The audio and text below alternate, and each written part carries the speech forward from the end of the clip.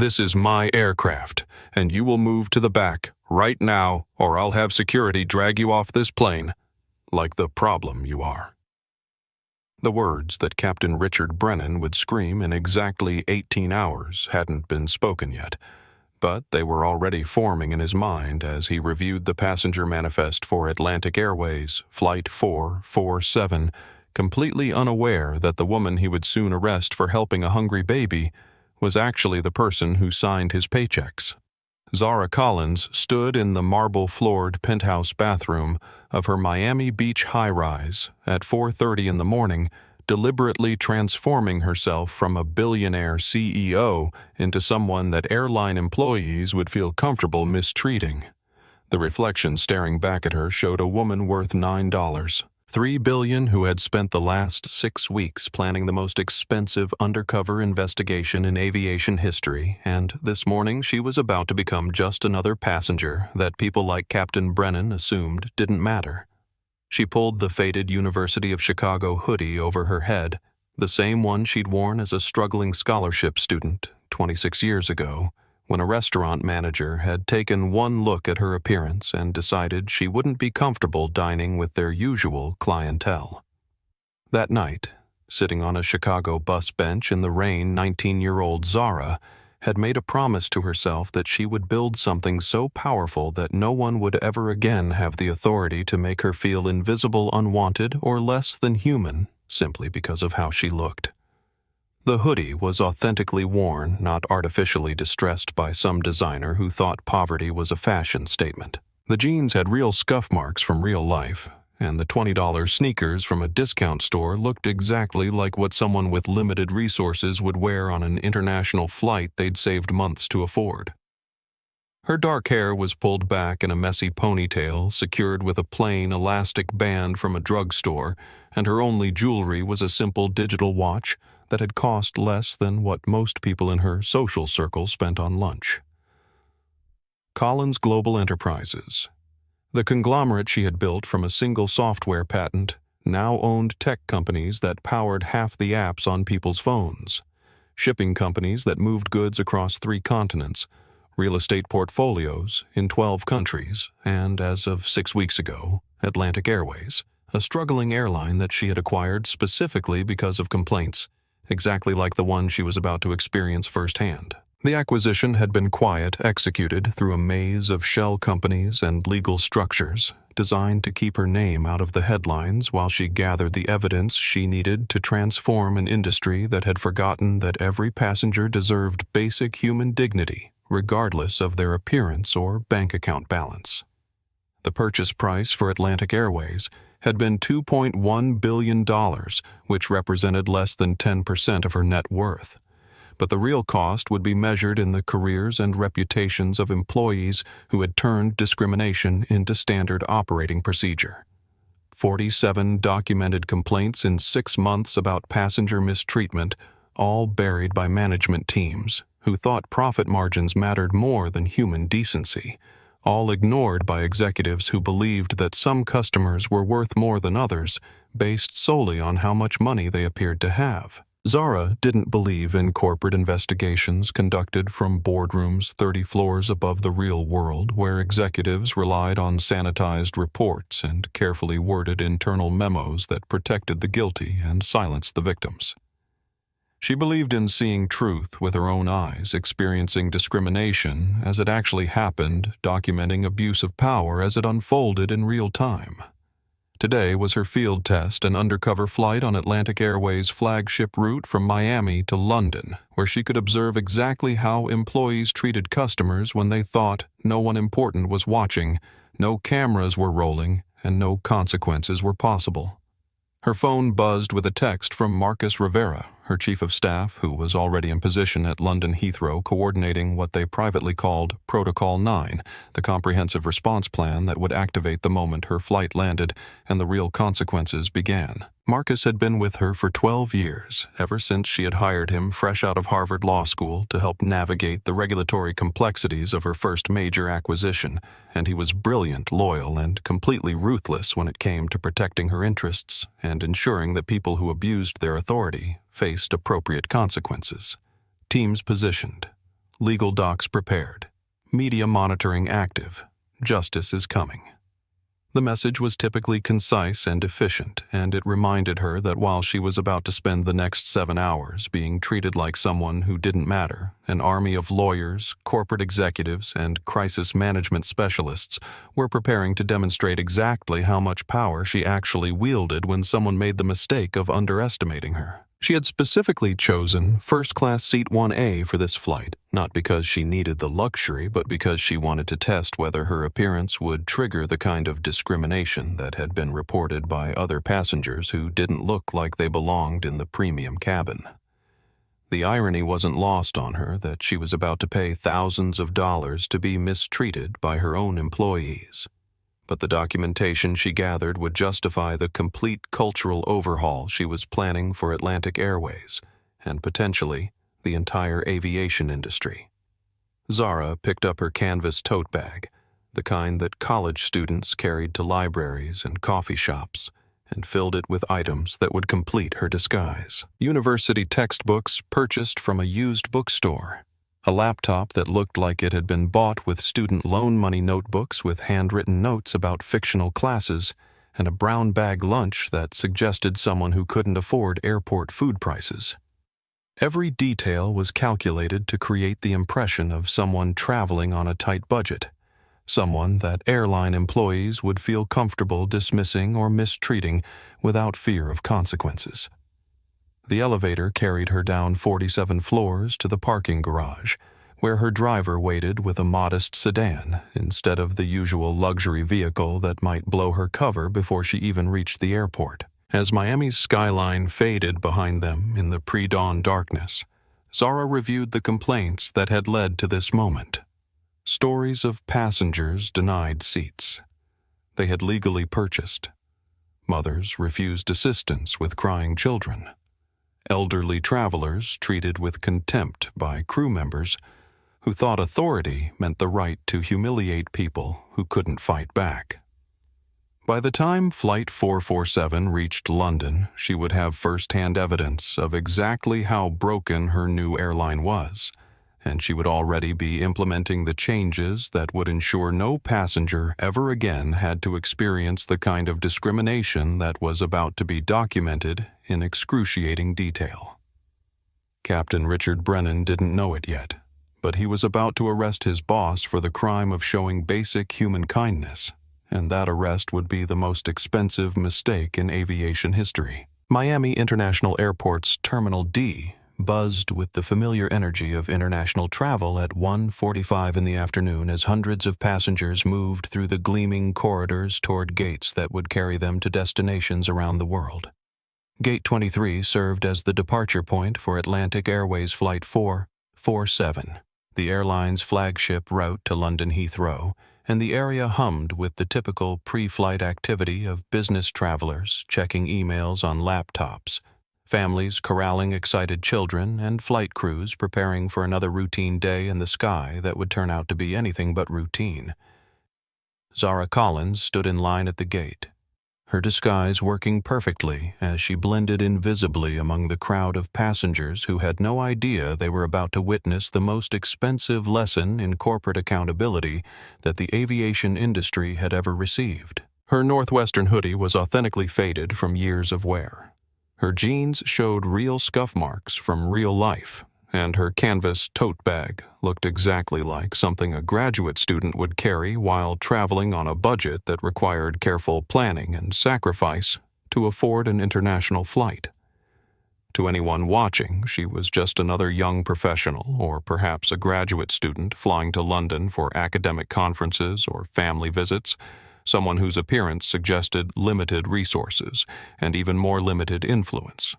Nobody would have guessed that the woman clutching a paper boarding pass and checking her phone for flight updates was the CEO and majority owner of Collins Global Enterprises, a conglomerate with annual revenues that exceeded the gross domestic product of most small countries. Near the gates seating area, Isabella Santos sat quietly with her 8-month-old daughter Sophia, trying to keep the baby calm while managing the stress of international travel as a single mother. Isabella was 24 years old, a social work graduate who had accepted a position with a London non-profit organization, and this flight represented her chance to build a better life for her daughter after Sophia's father had abandoned them both when the baby was 3 months old. Her Spanish accent carried the warmth of someone who had learned English as a second language, and her careful attention to Sophia's needs showed the devotion of a mother who understood that she was her child's only protection in a world that wasn't always kind to young women traveling alone. Isabella's modest clothing and single piece of luggage suggested someone traveling on a tight budget, and her nervous energy revealed that this was one of the few times she had ever flown internationally. She had saved for 8 months to afford the tickets, working double shifts at a Miami social services office while her mother watched Sophia, and she carried herself with the quiet dignity of someone who had learned early in life that respect was something you had to earn rather than something you could expect automatically. 3 rows away, David Park was setting up his laptop and checking the battery life on his phone, preparing for what he expected would be a routine flight that might provide content for his growing social media following. David was a 29-year-old software developer who had built a modest but engaged audience by documenting the everyday experiences of Asian American professionals, and he had a habit of live streaming interesting moments from his travels, though he had no idea he was about to capture footage that would be viewed by millions of people around the world. His Korean-American perspective had given him a keen eye for the subtle dynamics of discrimination, having experienced his share of assumptions about his background, his capabilities, and his place in professional settings. David carried himself with the quiet confidence of someone who had learned to navigate predominantly white spaces while maintaining his authenticity, and his social media presence reflected his commitment to highlighting stories that mainstream media often overlooked or misunderstood. In the Atlantic Airways crew briefing room, Captain Richard Brennan was conducting his pre-flight meeting with the characteristic authority of someone who had spent 27 years commanding aircraft and had never been seriously questioned by passengers, crew members, or airline management. At 53 years old, Brennan carried himself with the swagger of a man who had built his identity around the gold stripes on his shoulders and the absolute power those stripes represented in the confined space of an aircraft cabin. His uniform was immaculate. His posture radiated confidence, and his voice carried the weight of someone who had grown accustomed to being the final authority on everything that happened once the aircraft door closed. Brennan had spent nearly 3 decades believing that passenger management was about establishing clear hierarchies, maintaining discipline, and ensuring that people understood their place in the social order that governed commercial aviation. He had arrested passengers before, though never for circumstances quite like what he was about to encounter, and he viewed such actions as necessary demonstrations of authority that kept flights safe and orderly. What Brennan didn't understand was that his approach to passenger relations was about to collide with someone whose actual authority extended far beyond anything his uniform represented, and that collision would destroy everything he had spent a quarter-century building. Lisa Chen, the senior flight attendant on Flight 447, was reviewing passenger manifests while mentally preparing for a service routine she had perfected over 12 years of working for Atlantic Airways. At 36 years old, Lisa had climbed from entry-level positions to senior crew status through careful attention to detail professional behavior and a keen understanding of how to manage the complex social dynamics of first-class passenger service where appearances often mattered more than actual policies. Lisa's goal was to become a purser within 2 years, which would mean better pay, more stable scheduling, and the kind of job security that had become rare in the airline industry. She had learned early in her career that success meant keeping high-value passengers happy, supporting captains' decisions without question, and maintaining the kind of service standards that encouraged customer loyalty and positive reviews from travelers whose complaints could end careers. Her experience had taught her to read passengers quickly, making instant assessments about their status, their expectations, and their likelihood of causing problems or generating complaints. Lisa prided herself on her ability to provide exceptional service to passengers who deserved it while efficiently managing those who didn't. though she was about to discover that her assumptions about who belonged in first class were more dangerous than she had ever imagined. Kevin Torres, the junior flight attendant assigned to economy class, was eager to prove himself worthy of advancement in an industry where opportunities for promotion were limited and competition was fierce. At 26 years old, Kevin had been working for Atlantic Airways for just 2 years, and he approached every flight as an opportunity to demonstrate his loyalty to senior crew members and his commitment to maintaining the kind of order that supervisors valued when making decisions about career advancement. Kevin's relative inexperience had made him particularly susceptible to adopting the attitudes and behaviors of more senior staff members, and he had learned to model his approach to passenger service on what he observed from veterans like Captain Brennan and Lisa Chen. His enthusiasm for following orders and supporting authority figures would soon lead him into the most disastrous decision of his professional life, though he couldn't possibly know that the passenger he was about to mistreat represented everything he thought he was working toward. Gregory Walsh swept through the terminal with the unmistakable confidence of someone whose wealth had trained the world to accommodate his expectations, carrying himself like a man who had never been told that something he wanted was impossible, unavailable, or reserved for someone else. At 58 years old, Gregory owned a real estate development company that had made him enormously wealthy through careful political connections, strategic partnerships, and a willingness to do whatever it took to secure profitable deals. His perfectly tailored suit, expensive luggage, and air of casual entitlement marked him as exactly the kind of passenger that airline employees rushed to please, and he had grown accustomed to receiving treatment that reflected his status as someone whose business was valuable enough to justify special accommodations. Gregory specifically requested Seat 1A on every flight, considering it his personal preference rather than something that might belong to another paying customer, and he had never encountered a situation where his expectations weren't immediately honored by crew members who understood the importance of keeping high-value customers satisfied. As boarding time approached, none of these individuals understood that they were about to become participants in a drama that would expose the deepest problems in airline culture, document discrimination in real time, and create consequences that would reverberate throughout the aviation industry. The stage was set, the players were in position, and the most expensive lesson in corporate accountability was about to begin. The boarding announcement for Flight 447 crackled over the terminal speakers with the routine efficiency of an airline industry that had perfected the art of moving people through complicated processes while maintaining the illusion of customer service. Though the next 30 minutes would reveal exactly how hollow that illusion could become when appearances didn't match assumptions about who deserved respect and who could be safely ignored or mistreated. Now boarding all passengers for Atlantic Airways Flight 447 to London Heathrow, beginning with our first class and premium customers.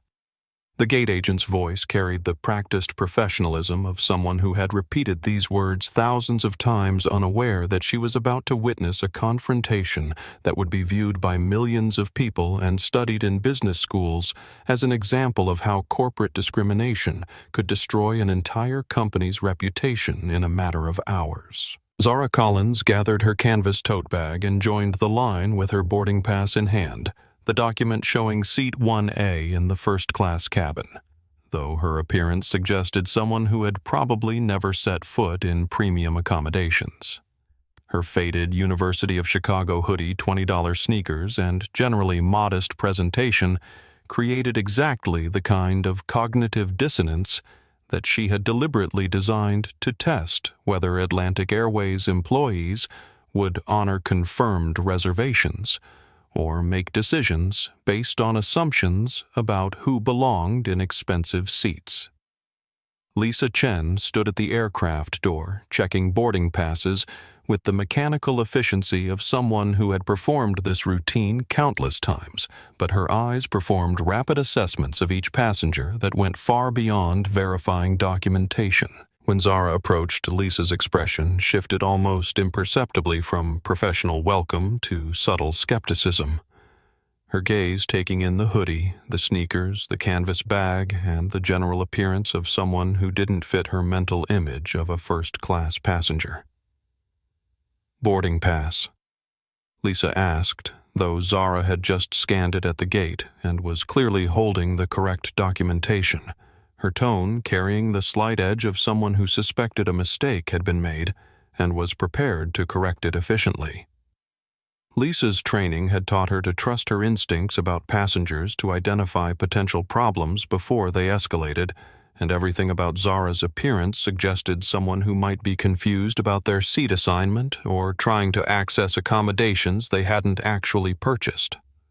Zara handed over the boarding pass without comment, watching Lisa's reaction as she read the seat assignment with obvious surprise and growing concern. "Seat 1. Elisa repeated, her voice carrying a hint of disbelief that she tried to mask with professional courtesy, though her body language clearly communicated doubt about whether this passenger belonged in the most expensive section of the aircraft. "Are you sure this is correct? Sometimes the printing system makes mistakes with seat assignments. It's what the ticket shows," Zara replied calmly, taking the boarding stub back with the kind of patience that came from having dealt with similar situations countless times throughout her career, though this was the first time she had deliberately created such circumstances as part of a corporate investigation designed to document exactly how discrimination functioned in her own company. Lisa's attention immediately shifted to the passenger behind Zara, and her voice transformed instantly into the warm, welcoming tone reserved for customers who looked like they belonged in first class. Gregory Walsh approached carrying a briefcase that probably cost more than most people's monthly salary, and wearing a suit that announced his status before he spoke a word, his entire presentation designed to communicate wealth importance and the kind of influence that airline employees had learned to recognize and accommodate without question. "Welcome aboard, Mr. Walsh," Lisa said, her voice carrying the kind of genuine enthusiasm that Zara had not received, despite holding identical documentation. "Let me take your coat and show you to your seat. Right this way to first class." Zara suppressed a knowing smile as she observed the performance that validated everything the complaints against Atlantic Airways had described, the immediate recognition of perceived status that translated into dramatically different treatment for passengers who should have received identical service regardless of their appearance or apparent wealth. She found her seat and stowed her canvas bag in the overhead compartment, settling into the leather chair that represented one of the most expensive accommodations available in commercial aviation, while mentally documenting every detail of the experience for the comprehensive report that would soon reshape industry standards. The first-class cabin impressed even someone accustomed to luxury, with leather pods that converted to lie-flat beds, 23-inch entertainment screens, and gold-trimmed accents that screamed exclusivity and privilege, though Zara's appreciation was analytical rather than personal, focused on understanding exactly what passengers were paying for and whether the service matched the premium prices that Atlantic Airways charged for these accommodations. She pulled out her phone and opened a notes application, beginning to document the experience with the methodical precision of someone who had built a business empire by paying attention to details that others overlooked and understanding how individual interactions reflected larger cultural patterns. The cabin filled quickly around her with business executives, diplomats, a few celebrities she recognized but didn't acknowledge, and the typical first-class crowd whose presence reinforced the assumption that this section belonged to people who looked and acted like they could afford to be there. That's when Gregory Walsh made his entrance with the kind of confidence that comes from never being told that something you want isn't immediately available. Sweeping through the cabin, followed by an assistant carrying his garment bag and speaking loudly into his phone about supply chain problems and personnel decisions that involved firing people who couldn't deliver results fast enough to satisfy his expectations. His conversation carried the casual cruelty of someone who viewed other people as disposable resources, though he had no idea that he was about to encounter someone whose actual influence made his wealth look insignificant by comparison. Gregory stopped when he saw Zara in seat 1.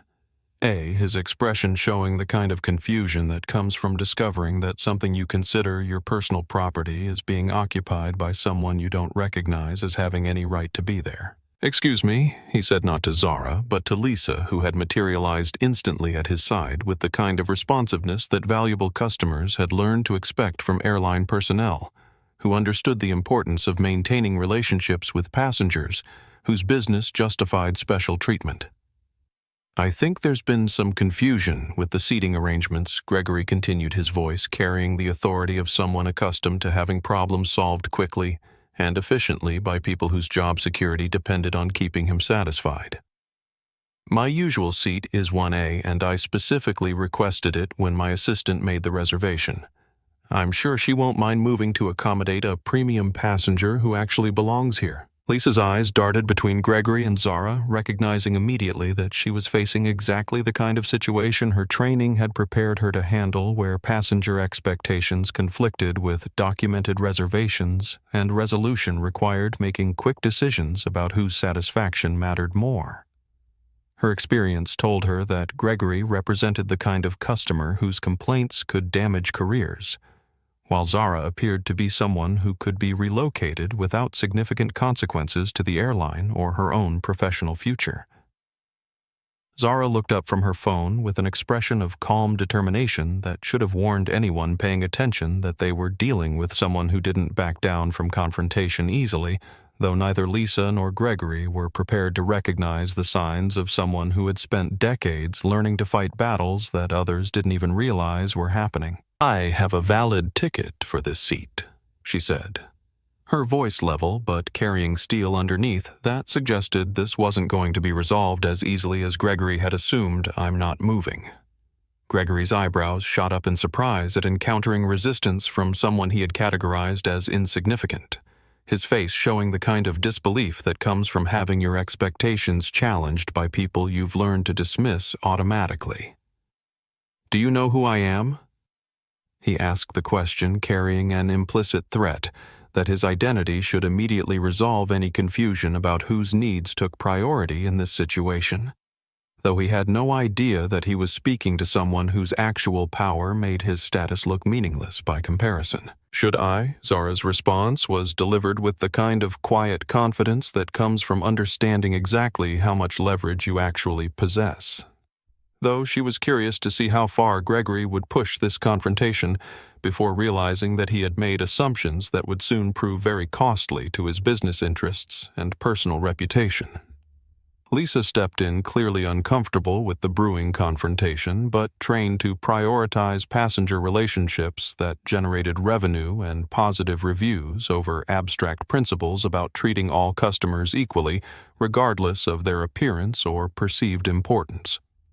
"Ma'am, Mr. Walsh is one of our most valued customers," she explained, her voice carrying the kind of reasonable tone that made discrimination sound like customer service. "Perhaps we could upgrade you to business class. It's really quite comfortable, and there might even be more room for your personal items."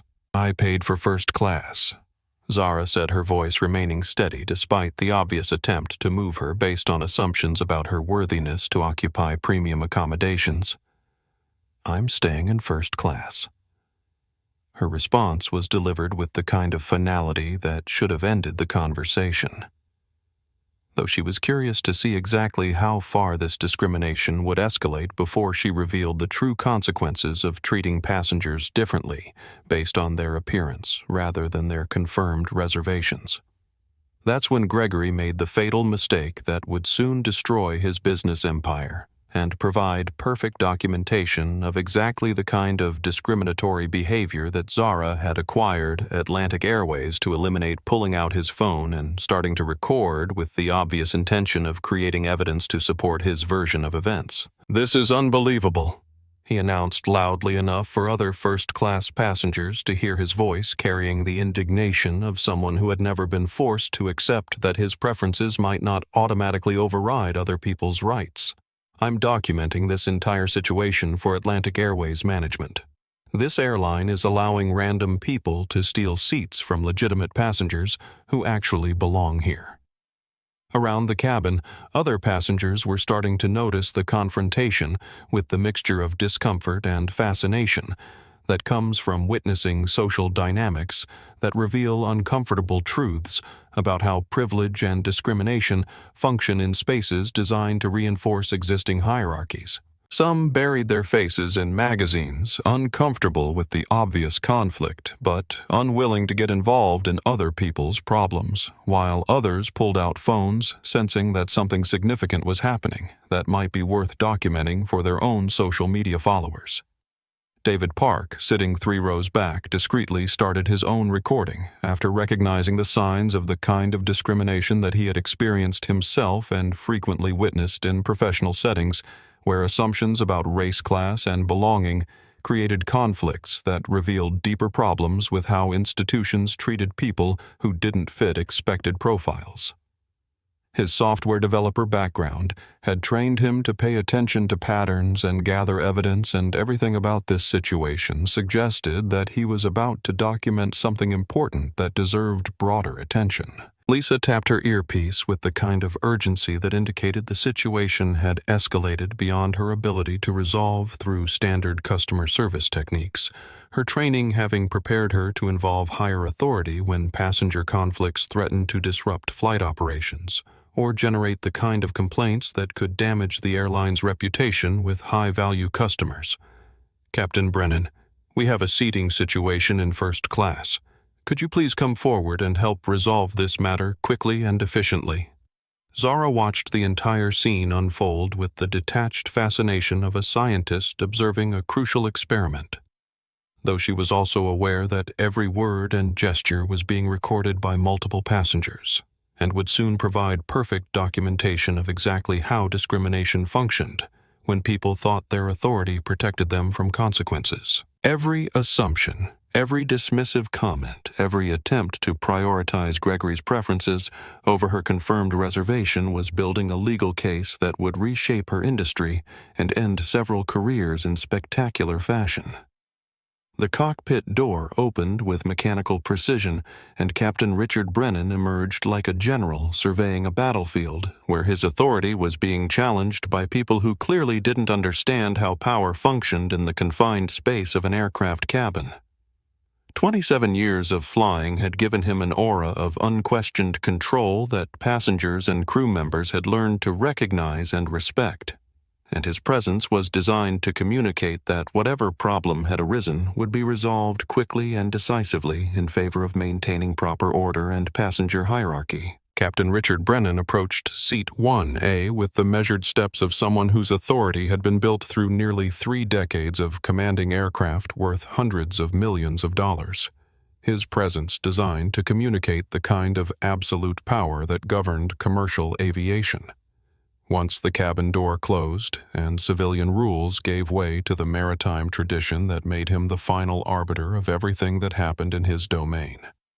His uniform was immaculate, every button polished, every stripe aligned perfectly, creating the visual impression of someone who had earned the right to make decisions that others were expected to follow without question or discussion.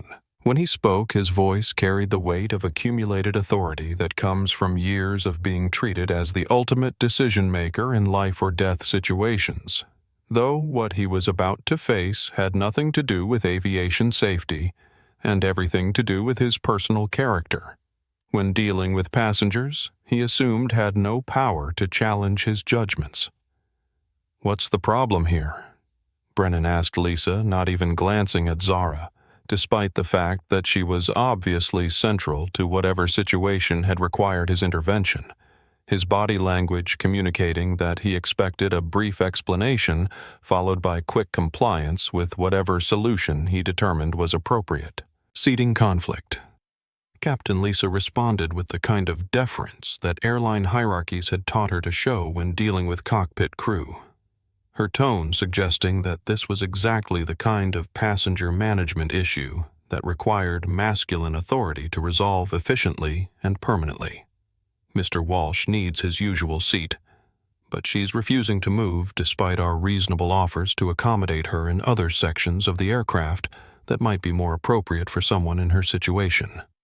Brennan finally looked down at Zara, his gaze taking in the Northwestern hoodie, the $20 sneakers, the canvas tote bag, and all the visual cues that had trained him to categorize passengers into groups that deserved different levels of respect and accommodation. He saw someone who, in his view, clearly didn't belong in first class, someone who could be moved without consequence, someone whose comfort and dignity mattered less than maintaining the social order that kept valuable customers like Gregory Walsh satisfied and loyal to Atlantic Airways. His assessment was instantaneous and devastating in its assumptions about human worth based on appearance, wealth, and perceived status, though he had no idea that he was looking at the person who actually owned the aircraft. He was standing in the airline he worked for, and the authority he thought gave him the right to treat passengers differently based on how much money he assumed they possessed. What Brennan saw was someone who needed to be managed, controlled, and ultimately removed if she continued to challenge the hierarchy that kept his world functioning according to principles he understood and valued. Miss Brennan said, his tone leaving no room for discussion or negotiation. The single word carrying dismissive authority that communicated exactly how little he thought her opinions or rights mattered when weighed against the expectations of passengers whose business actually mattered to the airline.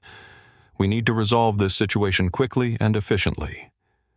I don't have time for games or arguments from passengers who don't understand how things work in premium accommodations.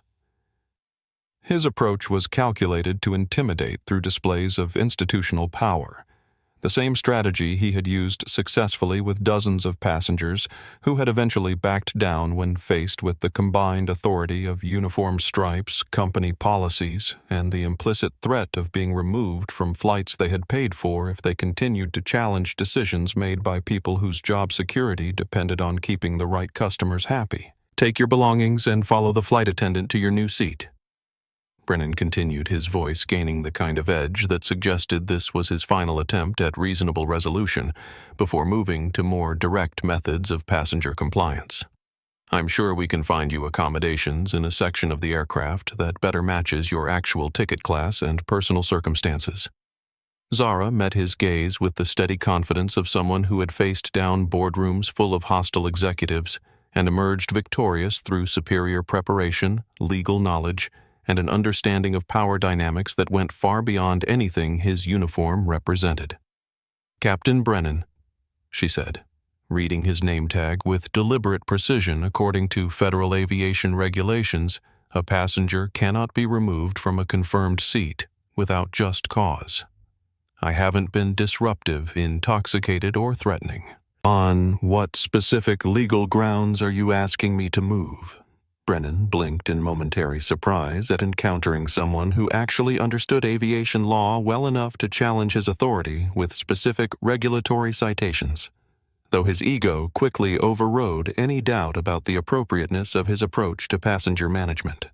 This was his aircraft, his domain, his rules, and passengers who thought they could lecture him about regulations clearly didn't understand that his authority superseded whatever legal technicalities they might have researched before attempting to cause problems in his cabin.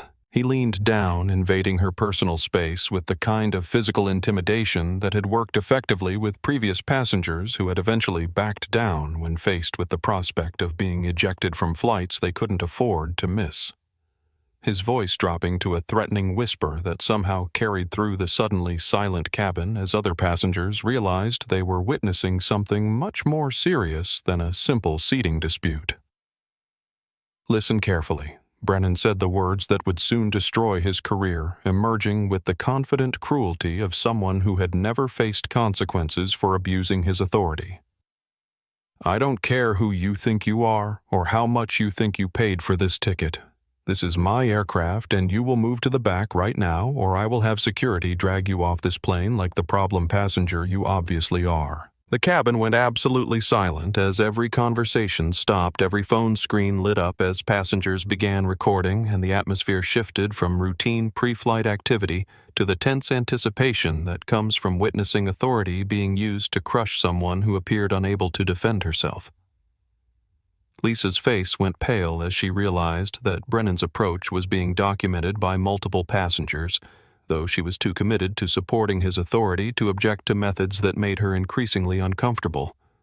Even Gregory seemed taken aback by the naked aggression in Brennan's voice, though his discomfort was overwhelmed by satisfaction at seeing his expectations prioritized over those of someone he considered unworthy of sharing premium accommodations with passengers who actually belonged there. The confrontation was playing out exactly as he had hoped, with authority figures demonstrating that social hierarchies existed for good reasons and would be enforced when necessary to maintain proper order. Zara didn't flinch, didn't raise her voice, didn't show any of the fear or submission that Brennan expected from passengers faced with the full weight of his authority and the implicit threat of being forcibly removed from the aircraft. Instead, she simply looked up at the man who had just sealed his own fate and said 5 words that would haunt him for the rest of his life. "You're going to regret this." Brennan laughed, a harsh sound that echoed off the cabin walls and would soon be replayed millions of times across social media platforms as evidence of exactly how corporate arrogance sounded when directed at someone whose actual power made his authority look pathetic by comparison. "Is that a threat?" he asked, his voice carrying the kind of mockery reserved for people he considered powerless to follow through on whatever consequences they imagined they could impose on someone with his institutional backing and professional protection. "It's a prediction," Zara said quietly, her tone carrying the calm certainty of someone who understood exactly what was about to happen once the documentation phase of her investigation was complete and the response phase began with all the legal, financial, and professional consequences that had been carefully planned for precisely this kind of situation. Brennan straightened up, crossing his arms with the smug satisfaction of someone who believed he had successfully established dominance over a passenger who would now understand her place in the social order that governed commercial aviation and accept whatever accommodations he was willing to provide. "Lisa, call security immediately," he commanded, his voice carrying the triumphant authority of someone who thought he had just won a confrontation that would soon be remembered as the most expensive mistake in aviation history.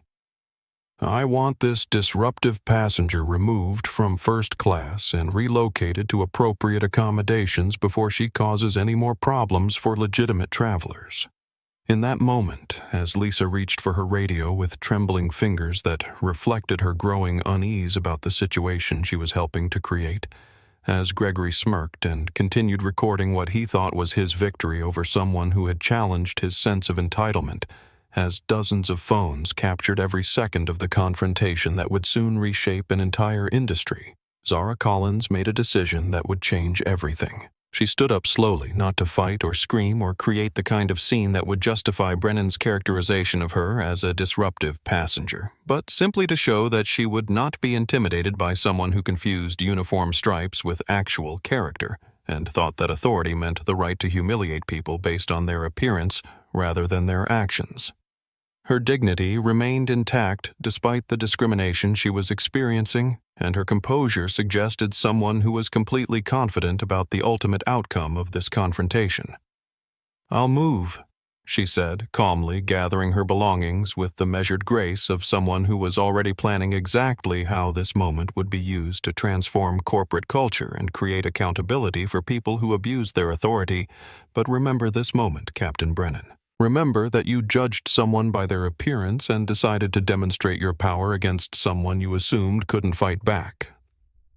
Brennan's grin widened with the satisfaction of someone who thought he had successfully resolved a challenging situation through decisive action and appropriate use of authority, completely unaware that he was about to face consequences that would destroy not just his career, but his entire understanding of how power actually functioned in the real world beyond the artificial hierarchy of commercial aviation.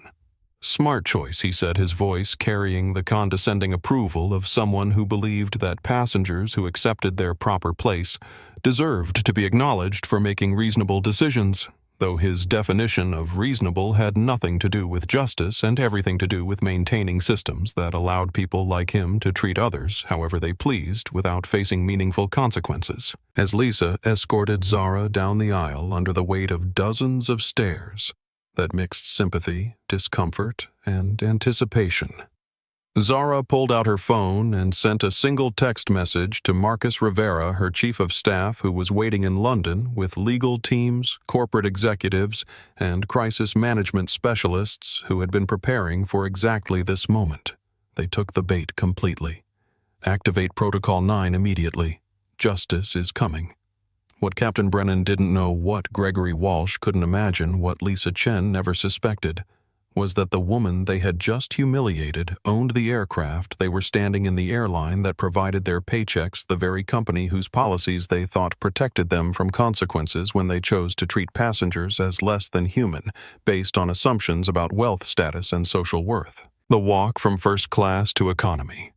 Seat 34F felt like a journey through different worlds, each step taking Zara Collins further from the luxury accommodations she had purchased and deeper into the section of the aircraft where Atlantic Airways clearly believed that different standards of human dignity applied to passengers whose appearance suggested they possessed less social and economic value.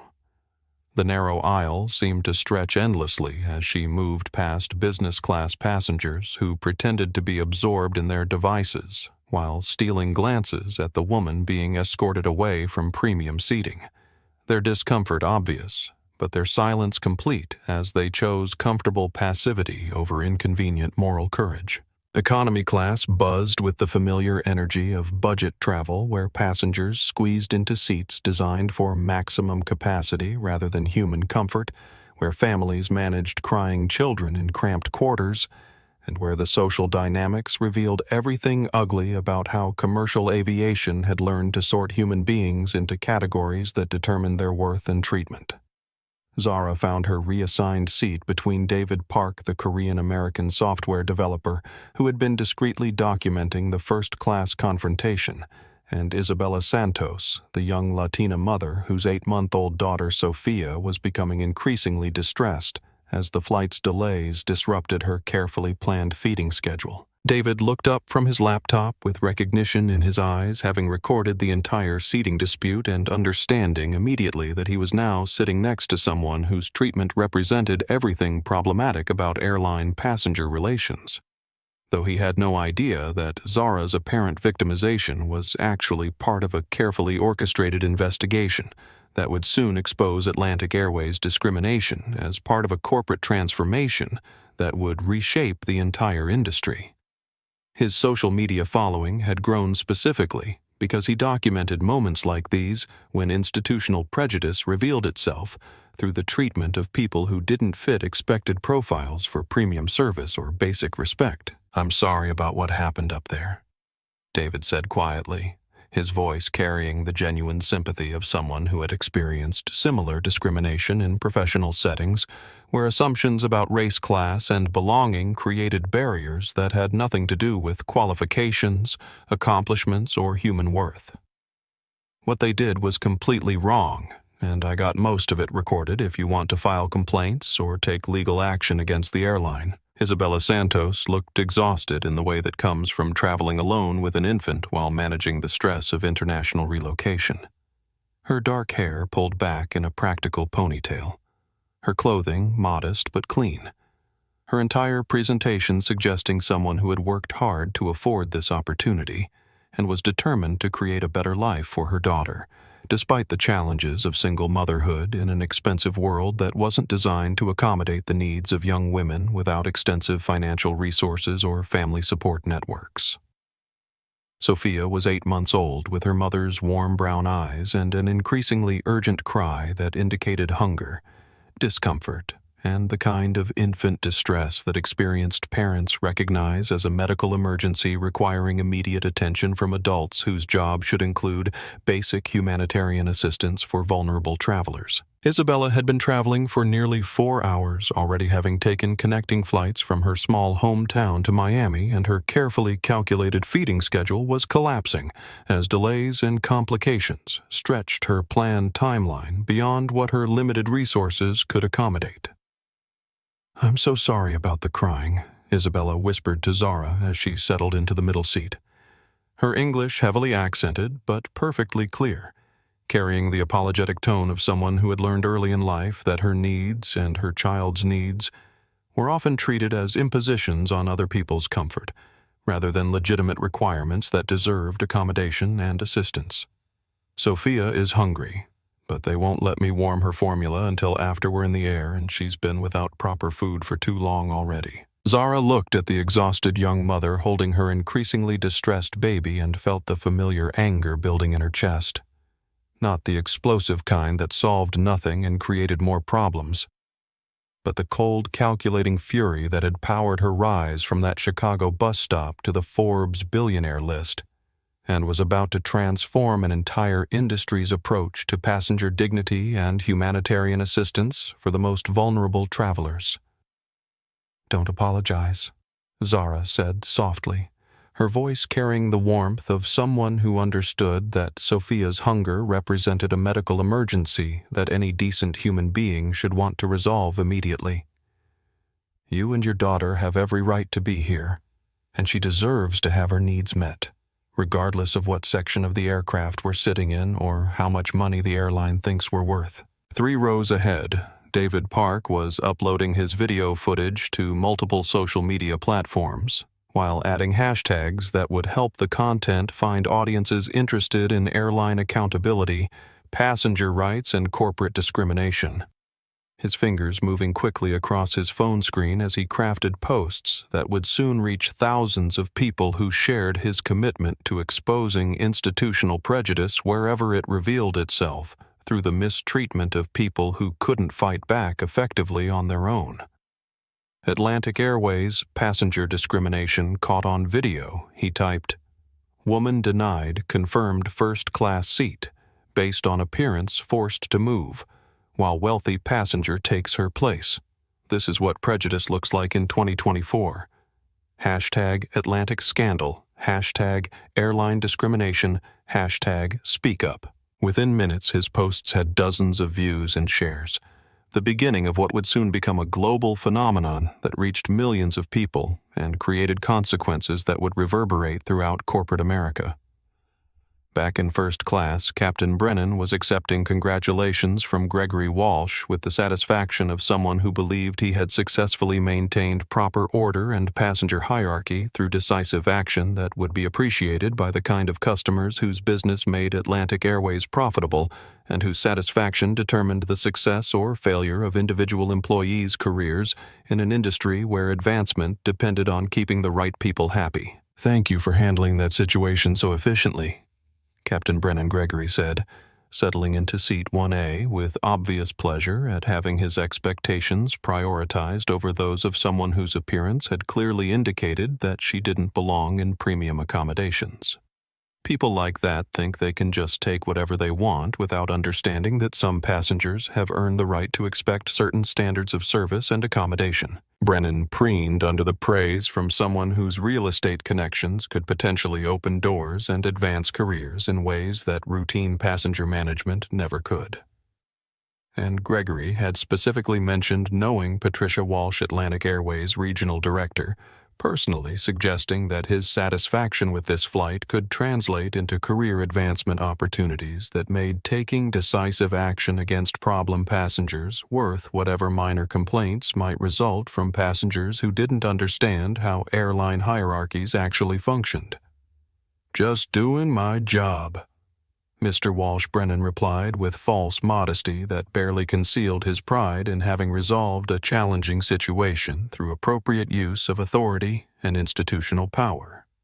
"Atlantic Airways maintains the highest standards of service for our valued customers, and that means ensuring that everyone understands their proper place and behaves accordingly during flight operations." Lisa Chen watched this exchange with relief, having been genuinely concerned that the confrontation might generate the kind of complaints or viral social media attention that could damage careers and create problems with management. Though she was also beginning to feel uncomfortable about the methods that had been used to resolve what should have been a straightforward customer service issue through policies that prioritized appearance over documentation and assumptions over confirmed reservations. Her 8 years with Atlantic Airways had been building toward a promotion to purser that would mean better pay, more stable scheduling, and the kind of job security that was increasingly rare in the airline industry. and Captain Brennan's approval could make that advancement possible, while his disapproval could end her aviation career before it reached its full potential, creating powerful incentives to support his decisions regardless of her personal feelings about their appropriateness or fairness. "Captain," she said quietly, her voice carrying the deference that airline hierarchies had taught her to show when addressing cockpit crew. "Should I file an incident report about the passenger disruption and how it was resolved? Management likes to have documentation of these situations in case there are follow-up complaints or issues that need to be addressed through proper channels." Brennan waved dismissively, his confidence in his handling of the situation absolute, and his belief in his protection from consequences unshakable after nearly 3 decades of making similar decisions without facing meaningful accountability for his choices about how to treat passengers whose appearance suggested they lacked the power to challenge his authority effectively. "No need for paperwork," he said, his tone suggesting that this had been a routine matter that didn't warrant the kind of formal documentation reserved for genuine emergencies or serious passenger violations. Just a case of someone trying to access accommodations above their station in life. "It happens more often than it should, but firm action usually resolves these situations quickly and permanently." Kevin Torres, the junior flight attendant who had been observing the confrontation from the galley area, nodded eagerly at this explanation, his inexperience making him particularly susceptible to adopting the attitudes and behaviors of more senior crew members whose approval could determine his future in an industry where advancement opportunities were limited and competition for better positions was fierce. At 26 years old, Kevin was still new enough to commercial aviation to be impressed by Captain Brennan's authority, and grateful to be included in the inner circle of crew members who enjoyed the captain's favor and support, though he was about to discover that loyalty to people who abused their power could be more dangerous than challenging them when they made decisions that violated basic principles of human dignity and legal requirements for equal treatment. "Some people just don't understand how things work in premium cabin service," Kevin said, his voice carrying the casual cruelty of someone trying to fit in with a group whose values he had adopted without questioning their moral implications or long-term consequences. "They think they can just demand whatever they want without respecting the social order that makes everything function smoothly for passengers who actually deserve special treatment." What none of them understood was that their entire conversation was being overheard and recorded by Sarah Martinez, a marketing executive in Seat 4B, who had been filming since Captain Brennan's initial confrontation with Zara, and was now documenting the aftermath that revealed exactly how airline employees justified discrimination to themselves and each other when they thought no one important was paying attention to their real attitudes toward passenger dignity and equal treatment. Meanwhile, 5,000 miles away in London, Marcus Rivera was receiving Zara's coded message and immediately implementing Protocol 9, the comprehensive response plan that had been months in preparation and was designed to create swift, permanent consequences for exactly the kind of discrimination that was now being documented in real time by multiple passengers who had no idea they were gathering evidence for the most expensive corporate accountability action in aviation history. Marcus Rivera had been with Zara for 12 years, ever since she had hired him fresh out of Harvard Law School to help navigate the regulatory complexities of her first major acquisition, and he was brilliant, loyal, and completely ruthless when it came to protecting her interests and ensuring that people who underestimated her faced appropriate consequences for their assumptions about her power, influence, and willingness to use both when basic human dignity was at stake. Protocol 9 triggered a series of coordinated actions that began within minutes of Zara's text message, starting with legal team activation that pulled Atlantic Airways corporate structure employment records and recent incident reports for comprehensive analysis that would identify patterns of discrimination and provide legal justification for the immediate termination of employees whose behavior violated federal civil rights laws and company policies that existed on paper but were clearly not enforced in practice. Media monitoring teams began tracking every mention of Atlantic Airways across social media platforms, preparing response strategies that would control the narrative and ensure that when the story broke globally, the company's transformation would be framed as proactive leadership rather than reactive damage control. While executive positioning teams prepared senior Collins global executives for immediate deployment to London Heathrow, where they would meet Zara's flight and begin implementing changes that would reshape corporate culture within hours of landing. Termination preparation involved drafting legal documents for the immediate firing of any Atlantic Airways employee found to be in violation of federal anti-discrimination laws, while also preparing comprehensive severance packages that would minimize legal exposure, while ensuring that discriminatory behavior resulted in swift, permanent consequences that would send clear messages to other employees about what standards of conduct would be tolerated going forward. Back on Flight 447. As the aircraft pushed back from the gate and began its taxi toward the runway, the passenger experience was beginning to reveal the deeper problems that existed throughout Atlantic Airways' corporate culture, problems that went far beyond individual employee prejudices and reflected institutional failures that had allowed discrimination to become standard operating procedure disguised as customer service and passenger management. Sophia's crying was becoming more desperate as her hunger intensified beyond what her 8-month-old nervous system could tolerate, and Isabella had requested assistance with warming her daughter's formula 3 separate times. But Kevin Torres had dismissed each request with increasingly hostile responses that revealed his belief that some passengers' needs mattered more than others based on their perceived status and ability to generate complaints that management would take seriously. "Ma'am, we've told you repeatedly that beverage service begins after we reach cruising altitude," Kevin had said during his most recent refusal to provide basic humanitarian assistance to a mother with a hungry infant, his tone carrying the kind of contempt that comes from believing that authority means the right to ignore emergency needs, when accommodating them would require minimal effort but challenge established hierarchies. "Please control your child until we can provide proper service according to our standard procedures."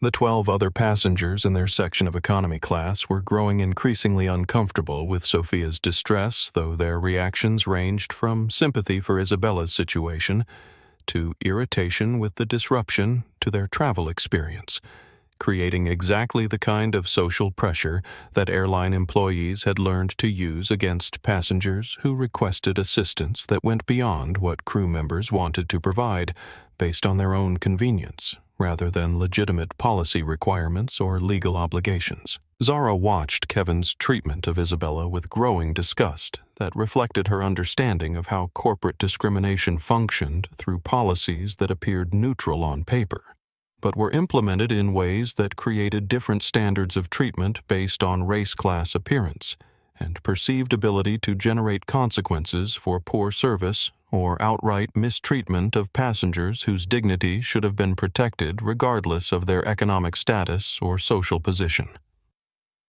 "Excuse me," Zara said, pressing her call button with the kind of calm determination that should have warned anyone paying attention that they were dealing with someone who understood exactly how to escalate situations when basic requests were denied without legitimate justification. "Could you please provide some warm water for this mother's baby formula? The child is clearly in medical distress, and this constitutes an emergency situation that requires immediate humanitarian assistance."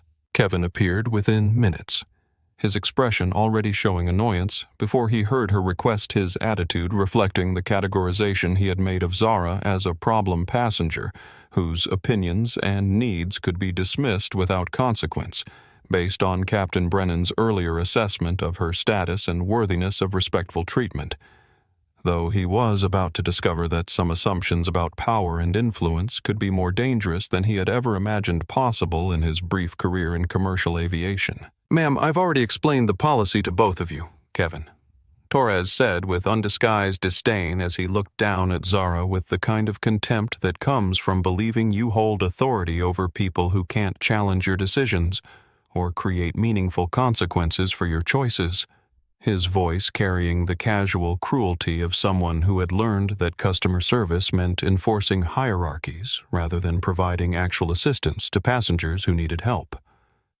"We'll begin beverage service once we're airborne, And if you can't follow simple instructions about waiting for appropriate service times, I'll have to report this disruption to Captain Brennan, who has already identified you as a problem passenger requiring special attention." The threat was delivered with the confidence of someone who believed that invoking Brennan's authority would immediately end any discussion about providing humanitarian assistance to a hungry infant. Though Kevin had no idea that he was speaking to someone whose actual power made his borrowed authority look pathetic. By comparison, someone who was methodically documenting every word of his refusal to help a crying baby as evidence that would soon destroy his career and transform an entire industry's approach to passenger dignity and basic human decency. The Captain Zara's voice remained calm despite Kevin's escalating hostility, though something in her tone made him pause momentarily, as his instincts suggested that he might be dealing with someone who understood airline operations and legal requirements better than he had initially assumed. "Yes, please do report this to Captain Brennan. Tell him that the passenger in seat 34F requests that he provide basic humanitarian assistance to a mother with a hungry infant and ask him to explain exactly which federal aviation regulation prohibits crew members from warming baby formula during flight operations." Kevin's chest puffed up with the borrowed confidence that comes from believing you're protected by institutional authority and the support of supervisors who share your attitudes about which passengers deserve respect and assistance. His face flushing with the kind of anger that emerges when people you've categorized as powerless demonstrate knowledge that challenges your assumptions about their ability to understand how airline hierarchies actually function in practice. "I don't think you understand how this works," Kevin said, his voice rising enough to attract attention from other passengers who were beginning to recognize that this conversation involved much more than simple beverage service policies. "Captain Brennan has already identified you as a disruptive passenger who was removed from first class for inappropriate behavior. If you cause any more problems or try to interfere with normal flight operations, you'll be restrained for the safety and security of the other passengers who are trying to have a peaceful travel experience." Around them, other economy passengers were listening with growing discomfort as Kevin's threats escalated beyond anything that seemed appropriate for a situation involving a mother requesting warm water for her hungry baby, though their reactions were mixed between sympathy for Isabella's obvious distress and reluctance to get involved in a confrontation that might create problems for their own travel plans if crew members decided to categorize them as supporting disruptive passengers. Zara pulled out her phone and opened her notes application with the methodical precision of someone who had spent decades building legal cases through careful documentation of exactly how people revealed their true character when they thought their authority protected them from consequences. Though she was also aware that Kevin's escalating hostility was providing perfect evidence of the casual cruelty that she intended to eliminate from her airline through comprehensive policy changes and immediate termination of employees who confused uniform privileges with the right to deny basic humanitarian assistance. "Ma'am, if you're recording crew interactions without consent, I'll need to confiscate your device for security reasons," Kevin said as he noticed her phone, his voice carrying the kind of false authority that comes from making up regulations that don't exist, while hoping that passengers don't know enough about actual aviation law to call his bluff. Federal aviation safety regulations prohibit the unauthorized recording of crew members during active flight operations, and violation of these rules can result in federal charges and permanent placement on airline security watch lists. It was complete nonsense, of course, since no such regulation existed and passengers had broad rights to document their experiences during commercial flights. But Kevin was counting on Zara not knowing enough about aviation law to challenge his fabricated policies, though he was about to discover that he had made assumptions about her knowledge and background that would soon prove catastrophically wrong for his career prospects and professional reputation. "Kevin Torres," Zara said, looking up from her phone with a smile that was cold and terrifying enough to make him take an involuntary step backward, as some primitive survival instinct warned him that he was dealing with someone whose calm confidence suggested access to power and information that made his threats look foolish and potentially dangerous to his own interests. Employee number 7739 hired 18 months ago with no prior aviation experience, currently on probationary status due to 3 passenger complaints filed in the past 6 months. Would you like to reconsider that statement about federal aviation regulations? Kevin's face went completely white as the implications of her detailed knowledge about his employment history, his employee number, his probationary status, and his complaint record hit him like a physical blow. Though he couldn't understand how this random passenger could possibly have access to information that should have been confidential and available only to airline management and human resources personnel who were authorized to review employee files. I don't know what you're talking about. Kevin stammered, his earlier confidence evaporating as he realized that whatever game he thought he was playing had rules he didn't understand and stakes he hadn't considered, though he was still committed to the authority he thought protected him from passengers who might complain about his service or challenge his decisions about who deserved assistance and who could be safely ignored. Of course you don't, Zara said quietly, returning to her typing with the kind of dismissive finality that communicated exactly how little his denials mattered to someone who clearly had access to information sources that went far beyond what any ordinary passenger should possess. Though the full implications of her knowledge wouldn't become clear until the aircraft landed and the real consequences of this confrontation began to unfold in ways that would reshape his understanding of how power actually functioned in the corporate world. 3 seats ahead, David Park was live streaming the entire exchange to an audience that had grown to 2,400 viewers and was climbing rapidly as people shared links and hashtags that were beginning to trend regionally. His commentary providing context that helped viewers understand exactly what they were witnessing, as airline employees denied basic assistance to a hungry baby while threatening a passenger who had requested humanitarian aid. "This flight attendant is completely out of line," David narrated quietly for his viewers while keeping his phone positioned to capture both Kevin's increasingly aggressive behavior and Zara's calm responses. "A mother has been asking for warm water for her crying baby for over an hour, and instead of helping this crew member is threatening to have security restrain a passenger who requested basic assistance. The hashtag Atlantic scandal is starting to trend, and something tells me this situation is about to get much more serious." Comments were flooding his live stream faster than he could read them, with viewers expressing outrage about Kevin's refusal to help Sophia. Speculation about why Zara seemed so knowledgeable about airline regulations and employee records, and growing anticipation that they were witnessing something that would have consequences far beyond this single flight, though no one could have predicted exactly how dramatically this situation would escalate once Zara's true identity was revealed.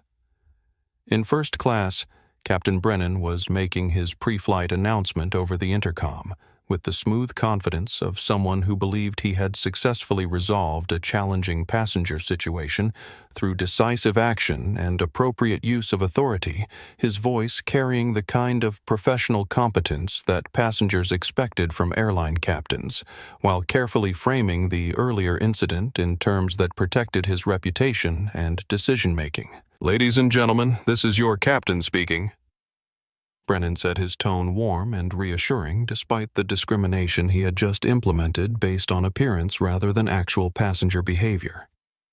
"Welcome aboard Atlantic Airways Flight 447 to London Heathrow. We apologize for the slight delay at the gate, but we had to handle a minor passenger issue to ensure the comfort and safety of our priority guests and maintain the high standards of service that our valued customers expect and deserve."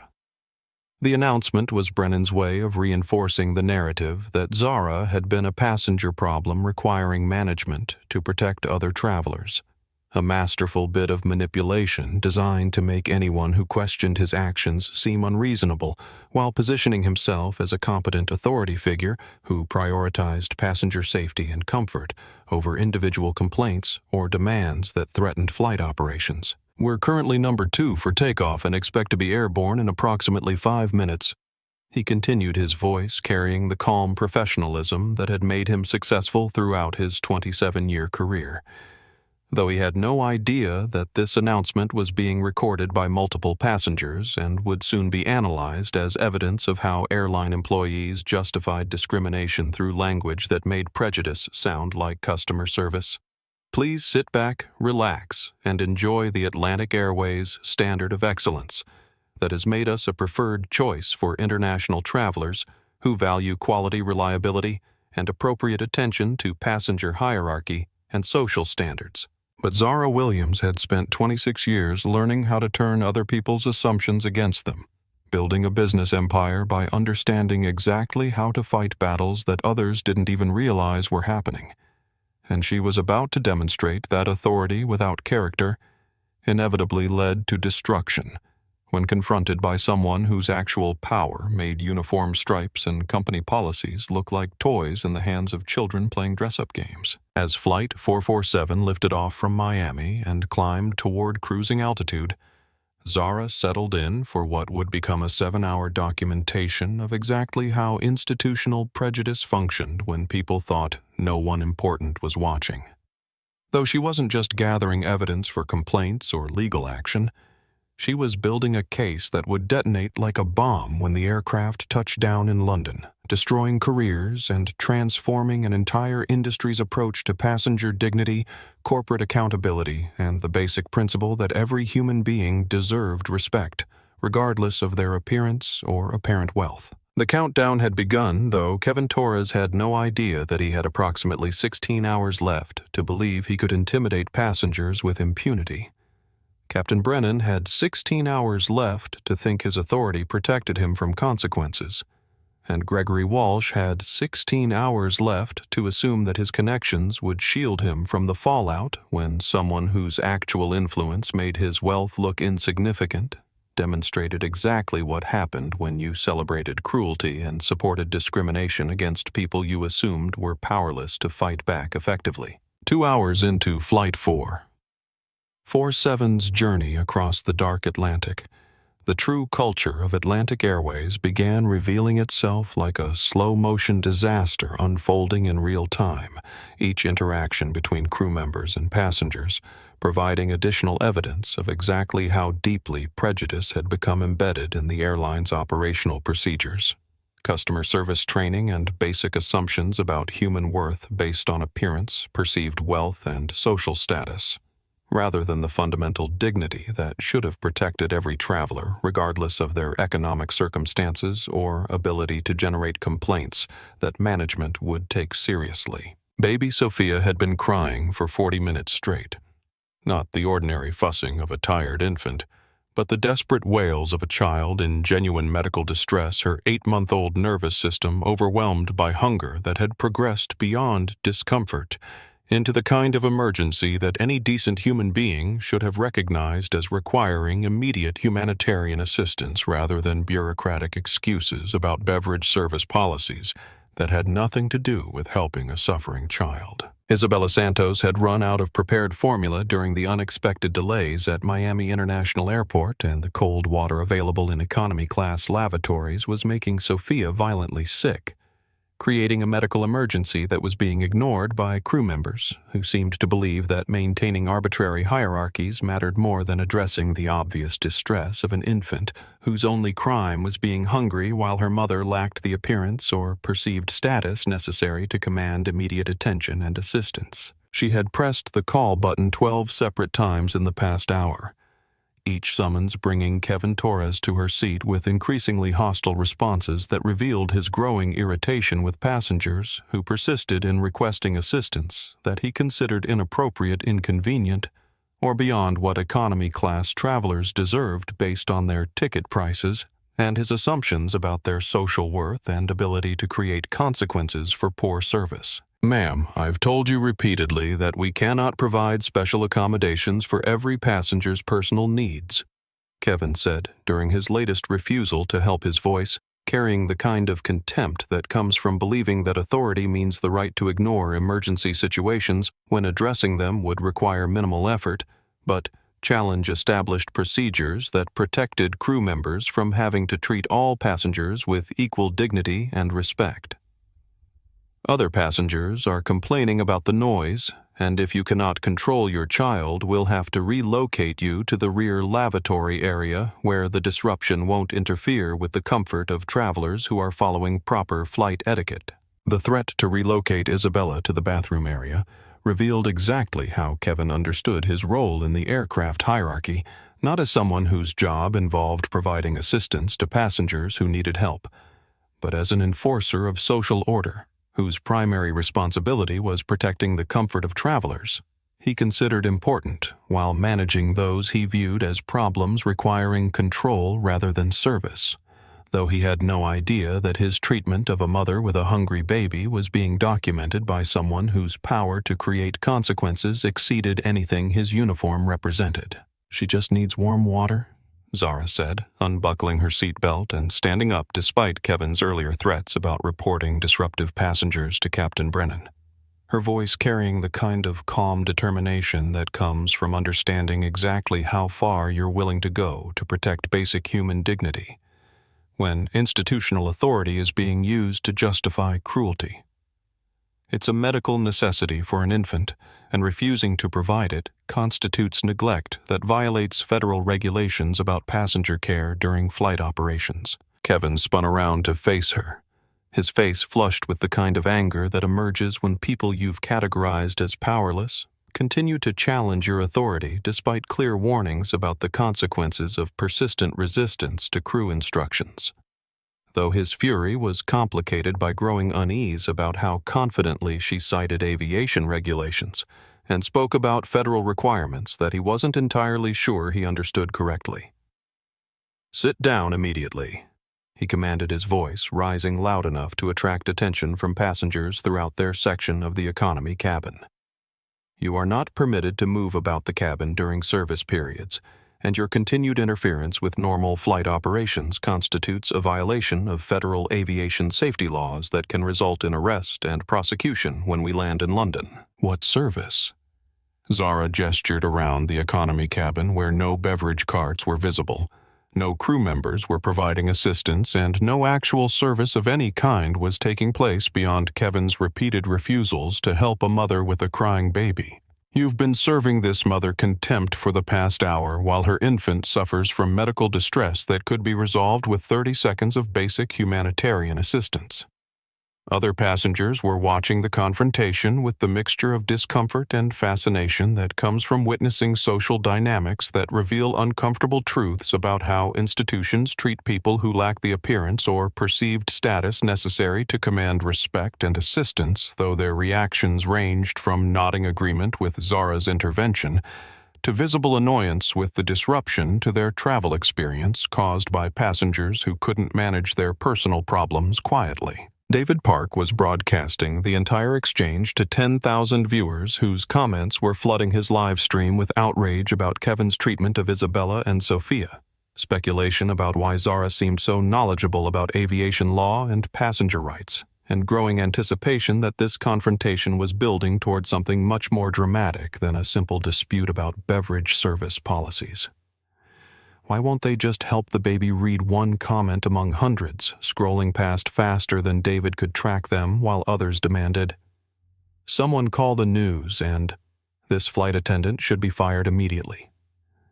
The hashtag Atlantic scandal was trending in multiple cities as viewers shared clips and commentary that were reaching audiences far beyond David's original following, creating viral momentum that would soon transform this individual incident into a global conversation about airline accountability and corporate responsibility. Kevin pulled out his phone and took photographs of Zara standing in the aisle, his actions designed to document what he characterized as a safety violation while also demonstrating to other passengers that crew authority would be enforced through whatever means necessary to maintain proper order and passenger compliance.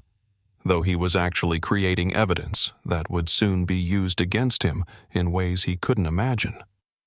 "You are now officially documented as a safety violation under federal aviation regulations," Kevin announced with the satisfaction of someone who believed he was following proper procedures to address disruptive passenger behavior. "Return to your seat immediately, or face federal charges for interfering with flight crew duties and endangering the safety of other travelers through your refusal to follow lawful instructions from authorized airline personnel. Zara didn't move from her position in the aisle, her calm defiance communicating that Kevin's threats carried less weight than he assumed, though she was also aware that every word of this exchange was being recorded by multiple passengers and would soon provide perfect documentation of how Atlantic Airways employees justified refusing humanitarian assistance through appeals to authority and safety regulations that had nothing to do with the actual situation. "Kevin Torres," she said quietly, her voice carrying the kind of contained power that made him suddenly uncomfortable, despite his institutional backing under federal aviation regulation.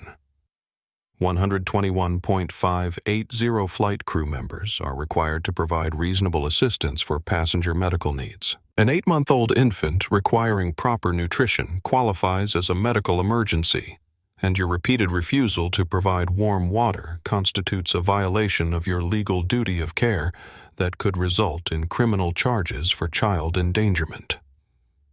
Kevin's mouth opened and closed like a fish gasping for air as he struggled to respond to someone who clearly understood aviation law better than he did. His authority built on passengers' ignorance and fear of consequences. They didn't understand rather than actual knowledge of the regulations he claimed to be enforcing, though he was still committed to the hierarchy that he thought protected him from passengers who challenged his decisions. I need to consult with the captain about this situation," Kevin stammered, his earlier confidence evaporating as he realized that whatever training he had received hadn't prepared him to deal with passengers who possessed detailed knowledge of federal regulations and could cite specific legal requirements that contradicted his understanding of crew authority and passenger management policies. "Yes," Zara said with quiet satisfaction. "You do need to consult with Captain Brennan. Please tell him exactly what you've told me about refusing warm water for a hungry infant, and ask him to explain which federal aviation safety regulation prohibits humanitarian assistance to passengers in medical distress. I'm very interested in hearing his legal justification for allowing a baby to suffer when the solution requires 30 seconds of basic human decency." Kevin hurried toward the cockpit with his confidence completely shattered, leaving behind a cabin full of passengers who had witnessed his authority collapse the moment someone demonstrated actual knowledge of the laws he claimed to represent. Though he still believed that Captain Brennan's support would somehow restore the power dynamic that had been challenged by a passenger whose calm confidence suggested she understood exactly how this confrontation would ultimately be resolved. Behind him, Zara knelt beside Isabella's seat with the kind of gentle concern that revealed her true character. When institutional authority wasn't forcing her to document discrimination for corporate investigation purposes, her voice carrying genuine compassion for a young mother whose suffering had been ignored by people whose job should have included protecting the most vulnerable passengers, rather than treating them as problems requiring management. "How long has Sophia been without proper nutrition?" she asked softly, her question focusing on the medical emergency rather than the bureaucratic excuses that had prevented its resolution. Though she was also mentally calculating exactly how this delay in providing basic care would factor into the criminal charges that would soon be filed against crew members who had chosen to enforce arbitrary hierarchies rather than address obvious humanitarian needs. 3 hours. Isabella whispered, tears streaming down her face as she held her increasingly desperate daughter. "I thought the flight was only going to be scheduled for 90 minutes when I planned her feeding schedule, but the delays kept getting longer, and I didn't bring enough prepared bottles for this much time without being able to warm new formula properly." Zara looked at Sophia's flushed face, her obvious distress, her mother's exhaustion, and felt the familiar anger building inside her. Not the explosive kind that solved nothing, but the cold, focused rage that had powered her through 26 years of corporate warfare and was about to transform an entire industry's approach to passenger care, humanitarian assistance, and the basic principle that every human being deserved dignity regardless of their appearance or perceived social status. She stood up and walked toward first class with the determination of someone who had decided that documentation was complete and intervention was now required. Though she was also aware that crossing the cabin boundary would provide Captain Brennan with exactly the justification he needed to escalate this situation into the kind of confrontation that would expose Atlantic Airways' discrimination in ways that would be impossible to deny, minimize, or explain away as misunderstandings. The curtain separating first class from economy represented more than just physical divisions between different levels of airline service. It symbolized the invisible barriers that Atlantic Airways had constructed to ensure that problems in cheaper seats didn't disturb the comfort of passengers, whose perceived value justified protection from the messy realities of how the airline actually treated human beings who lacked the appearance or status necessary to command immediate respect and assistance. Zara pulled aside the heavy fabric with deliberate purpose, stepping into the rarefied atmosphere of premium accommodations where the air was cooler, the lighting softer, and flight attendants moved with the kind of attentive efficiency reserved for customers whose satisfaction determined career advancement, and whose complaints could end employment faster than any formal disciplinary process. Though her entrance into this exclusive space would soon trigger a confrontation that exposed exactly how arbitrary these hierarchies were when challenged by someone whose actual power made first-class privileges look insignificant.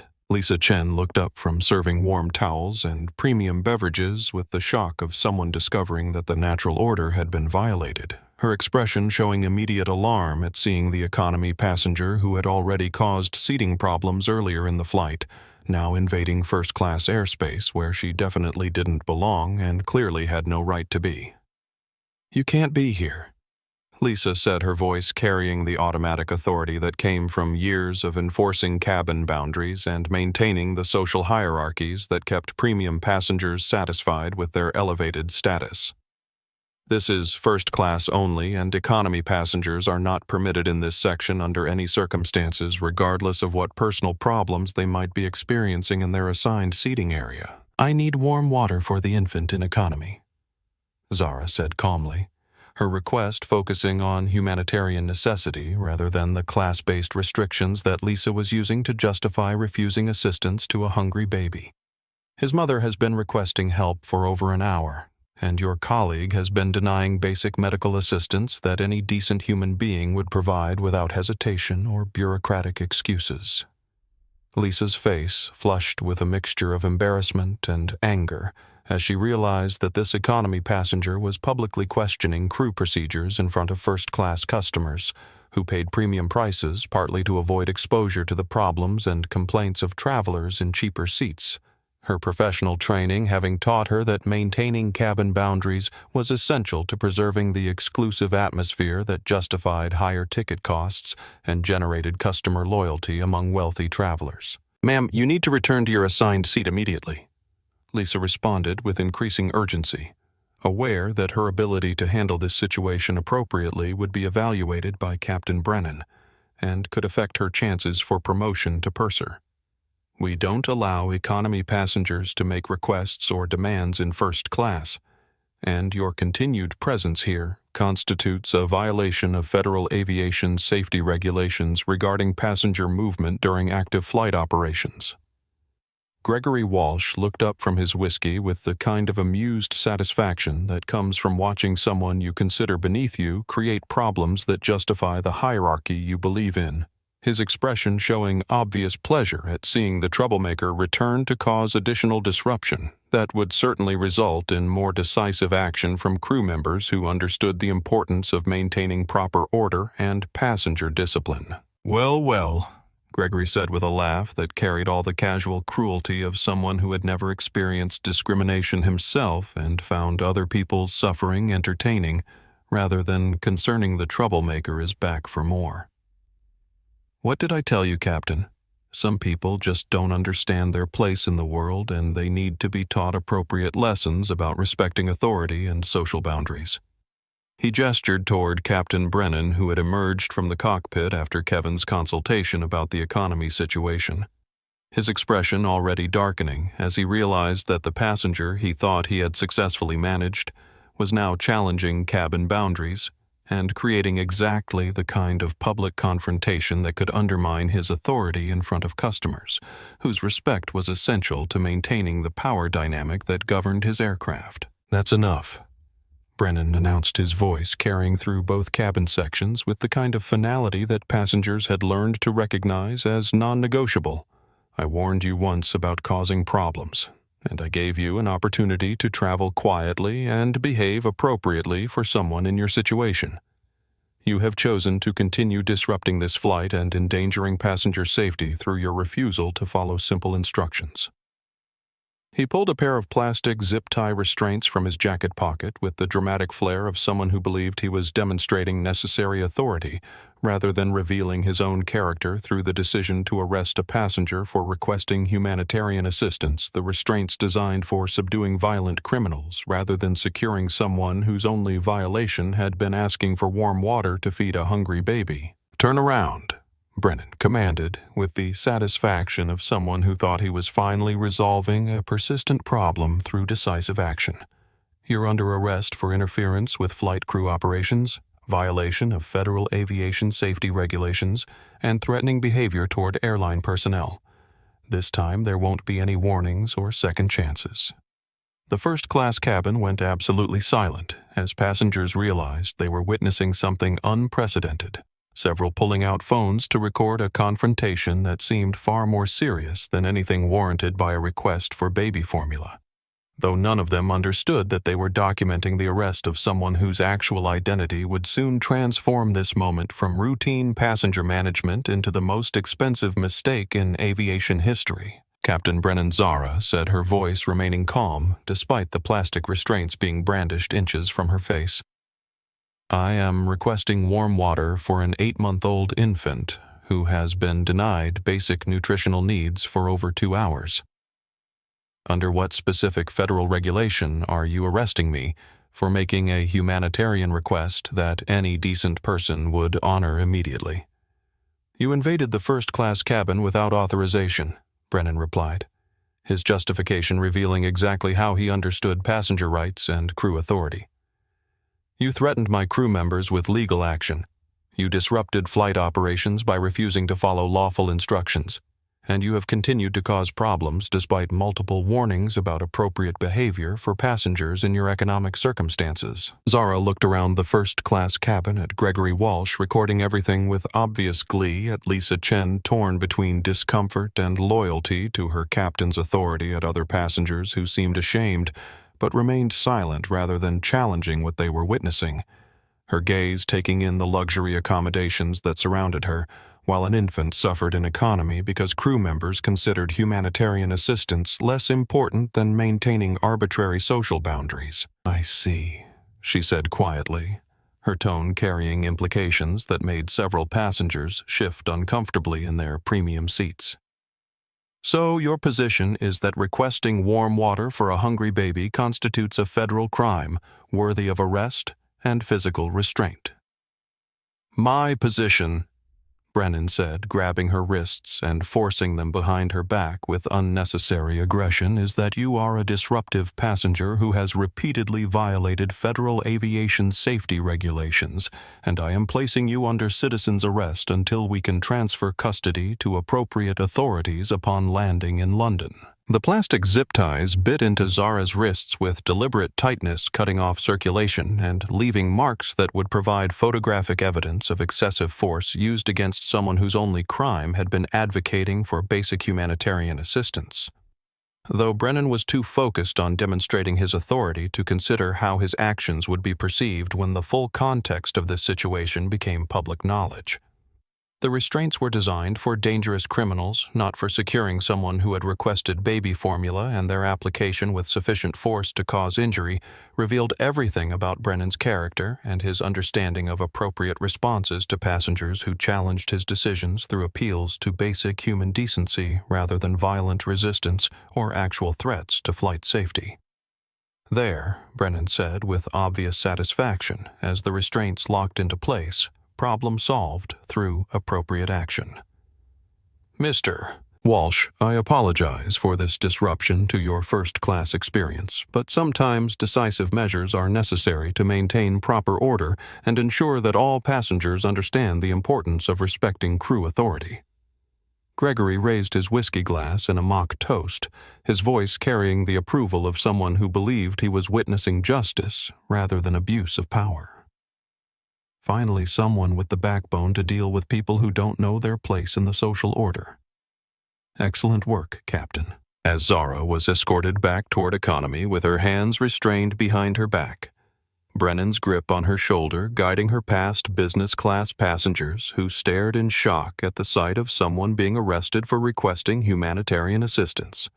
Every passenger in both cabin sections was watching what they assumed was legitimate law enforcement, rather than the documentation of discrimination that would soon reshape corporate accountability standards throughout the aviation industry. David Park's live stream had exploded to 50,000 viewers as news of the arrest spread across social media platforms faster than Atlantic Airways could monitor or control his real-time commentary, providing context that helped audiences understand the progression from seating discrimination to denial of baby formula, to the arrest of someone whose identity remained unknown but whose treatment was generating outrage among viewers who shared the footage across multiple platforms and social networks. They just arrested her for asking for baby formula. David narrated quietly while keeping his camera focused on Zara being forced down the aisle in plastic restraints. This woman tried to help a mother with a crying baby, and Atlantic Airways decided that warranted arrest and physical restraint. The hashtag Atlantic scandal is trending globally, and this story is about to explode in ways that will change everything. Comments flooded his screen faster than the system could process them. Viewers expressing disbelief that airline crew would arrest someone for humanitarian advocacy, demanding that Captain Brennan face criminal charges for excessive force, and sharing the stream across platforms that were amplifying the reach beyond David's original following into mainstream social media conversations about corporate accountability and passenger rights. "This is insane," read one comment among thousands. "They arrested her for trying to feed a baby." Another viewer posted, "Captain needs to be fired immediately and charged with assault." The viral momentum was building with the kind of unstoppable force that destroys careers and reshapes industries when institutional discrimination encounters the power of real-time global documentation and social media amplification. Isabella Santos watched in horror from her economy seat, as the only person who had tried to help her daughter was being arrested for showing basic human kindness, her faith in justice shaken by witnessing someone punished for advocating on behalf of her suffering child, though she had no idea that this apparent tragedy was actually the catalyst for changes that would transform airline culture and create protections for vulnerable passengers throughout the aviation industry. Sophia continued crying in her arms, still hungry, still suffering, still denied the basic assistance that any civilized society should provide to infants in distress. Her 8-month-old nervous system overwhelmed by hunger and discomfort that could have been resolved in minutes if crew members had prioritized human dignity over arbitrary hierarchies and social boundaries that had nothing to do with actual aviation safety or legitimate operational requirements. As Zara was forced into her economy seat with plastic restraints cutting into her wrists and drawing blood that provided visible evidence of excessive force used against someone whose only crime had been requesting humanitarian assistance for a hungry infant, Captain Brennan made another announcement that revealed exactly how he understood the situation and wanted passengers to interpret what they had just witnessed during his arrest of someone whose true identity would soon expose his actions as the most catastrophic abuse of authority in commercial aviation history.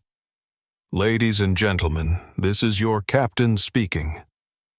Brennan's voice carried the satisfied authority of someone who believed he had successfully demonstrated appropriate leadership through decisive action against a passenger who had challenged the social order that governed his aircraft. "We have successfully resolved a passenger safety issue that was disrupting normal flight operations. Federal authorities will be meeting our aircraft upon arrival in London to handle appropriate legal proceedings against individuals who interfere with crew duties and endanger the safety of law-abiding travelers. The announcement was Brennan's victory lap, his public justification for arresting someone who had advocated for basic human decency, though he was completely unaware that his words were being broadcast to tens of thousands of viewers through David Park's live stream and recorded by multiple passengers whose documentation would soon provide evidence for criminal charges, civil rights violations, and corporate accountability actions that would destroy his career and reshape industry standards for passenger treatment. I apologize for any inconvenience caused by this individual's behavior. He continued his tone, suggesting that passengers should be grateful for his protection from the disruption caused by someone requesting baby formula. But the safety and comfort of our valued customers is always our highest priority, and we will not hesitate to take appropriate action against anyone who threatens the orderly operation of our flights or the well-being of passengers who follow proper procedures and respect crew authority. The announcement was a masterpiece of manipulation designed to frame Zara as the problem that had been solved through necessary enforcement of legitimate rules.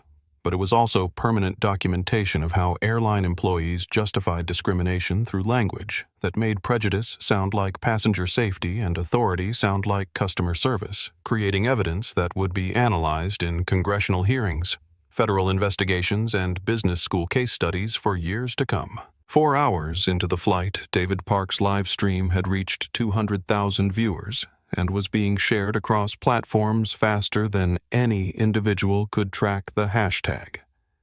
Hashtag Atlantic Scandal trending in 15 countries. As viewers from around the world discovered footage of airline crew denying assistance to a hungry baby and arresting someone for requesting humanitarian aid, creating viral momentum that was already attracting attention from news organizations, civil rights groups, and aviation safety advocates. Major news networks were monitoring social media trends and beginning to assign reporters to cover a story that seemed to encapsulate everything problematic about corporate customer service, institutional discrimination, and abuse of authority in industries where employees felt protected from consequences when they chose to treat vulnerable passengers as problems requiring management rather than human beings deserving dignity and assistance. BBC World Service had picked up the story and was preparing breaking news segments about American airline discrimination caught on video. CNN International was dispatching correspondents to London Heathrow to meet the flight, and Reuters was distributing wire reports about viral footage of passenger arrest that was generating global conversations about aviation accountability and the treatment of customers based on their appearance rather than their actual rights and confirmed reservations. Celebrities, politicians, and social media influencers were sharing clips and commentary that amplified the reach beyond anything that David's original stream could have achieved independently, creating the kind of cultural moment when individual incidents become symbols of larger problems and generate consequences that extend far beyond the immediate participants into comprehensive examinations of institutional practices and corporate culture. Captain Brennan was becoming aware that something unusual was happening as passengers throughout the aircraft displayed their phones prominently, and conversations increasingly focused on social media activity and viral content rather than routine flight topics. Though he assumed that any online attention would support his handling of a disruptive passenger rather than question the appropriateness of arresting someone for humanitarian advocacy. Gregory Walsh had been monitoring social media throughout the flight, and his expression was growing increasingly concerned as he realized that the footage being shared portrayed his celebration of Zara's arrest in ways that made him appear callous and discriminatory rather than supportive of appropriate authority and passenger management. His business instincts warning him that association with viral discrimination might damage his reputation and corporate relationships, Captain Gregory said quietly, calling Brennan over to his seat where he could show him the social media explosion without other first-class passengers overhearing their conversation. We might have a developing problem that requires immediate attention and possibly some reconsideration of how we're handling this situation. Brennan bent down to see Gregory's phone screen, which displayed David's live stream with viewer counts climbing rapidly, and comments expressing outrage about the arrest of someone who had requested baby formula. The footage clearly showing crew members denying assistance to a crying infant while escalating against a passenger whose behavior appeared calm and reasonable to viewers who weren't influenced by assumptions about her appearance or social status. "How many people are watching this?" Brennan asked, his voice carrying the first notes of uncertainty that he had shown since the confrontation began. His confidence beginning to crack as he realized that his actions were being evaluated by audiences who didn't share his assumptions about passenger hierarchy and crew authority. 250,000. And climbing rapidly. Gregory replied his business experience, making him recognize the signs of a public relations disaster that could destroy careers and corporate relationships. It's been picked up by major news outlets, shared by celebrities and politicians, and the hashtag is trending globally. This doesn't look good for any of us involved. For the first time since the flight began, Brennan felt genuine anxiety about the consequences of his actions, though his pride and institutional arrogance prevented him from acknowledging that he might have made catastrophic errors in judgment when dealing with a passenger whose treatment was now being scrutinized by global audiences who seemed to interpret his authority as abuse rather than appropriate enforcement of legitimate policies. It doesn't matter what social media thinks, Brennan said, though his voice carried less conviction than before. I followed proper procedures for dealing with disruptive passengers, and my actions were justified by her continued interference with flight operations and refusal to follow lawful crew instructions about appropriate behavior. Gregory wasn't convinced his business empire having been built on understanding public perception and maintaining relationships with powerful people, and he was beginning to realize that being associated with the viral arrest of someone requesting baby formula might be more damaging to his reputation than beneficial, especially if the story continued to grow and attract negative attention that could affect his corporate partnerships and political connections. "Maybe we should consider some gesture of goodwill," Gregory suggested cautiously, his survival instincts warning him to distance himself from a situation that was generating the wrong kind of attention. "Release her restraints. Apologize for the misunderstanding, show that we're reasonable people who care about passenger welfare and humanitarian concerns." Brennan's ego flared at the suggestion that he should back down from a decision he had made with full authority and institutional backing. His 27 years of unquestioned command, making it impossible for him to admit error or show what he considered weakness in front of passengers who needed to respect his authority. Though he was also becoming aware that this situation might have consequences he hadn't anticipated. "Absolutely not," Brennan replied with more force than confidence. "The moment you show weakness to people like her, they take advantage and create more problems. She stays restrained until we land and transfer custody to appropriate authorities who can deal with her properly." But Brennan's certainty was beginning to crack as passenger reactions throughout the aircraft suggested that his handling of the situation was being questioned by people who should have supported crew authority and appreciated his protection of flight operations, their phones constantly recording their conversations, increasingly critical, their body language communicating disapproval rather than gratitude for his decisive leadership. Lisa Chen was experiencing her own crisis of confidence as she monitored social media reactions and saw her name attached to thousands of negative comments about refusing assistance to a hungry baby and supporting the arrest of someone who had advocated for humanitarian aid her 8-year career with Atlantic Airways and dreams of promotion to purser position suddenly threatened by association with viral discrimination that was generating exactly the kind of negative publicity that ended careers in customer service industries. Kevin Torres was staring at his phone in growing horror as he discovered that his refusal to provide warm water for baby Sophia had been captured in high-definition video and shared across platforms where viewers were calling for his immediate termination. professional blacklisting, and criminal prosecution for child endangerment. His understanding of passenger service and crew authority suddenly revealed as dangerously misguided when subjected to scrutiny by audiences who prioritized human dignity over arbitrary hierarchies. "Captain, maybe we should call the airline's corporate headquarters and get guidance on how to handle this level of media attention." Kevin suggested. His earlier confidence in crew solidarity completely evaporated as he realized that supporting Brennan's actions might destroy his career before it had really begun. "This situation is getting much bigger than normal passenger management, and we might need legal advice." "We don't need guidance from corporate executives who don't understand flight operations," Brennan replied, though his defensive tone revealed growing awareness that his authority was being challenged not just by individual passengers but by global audiences who seemed to interpret his actions as criminal rather than professional.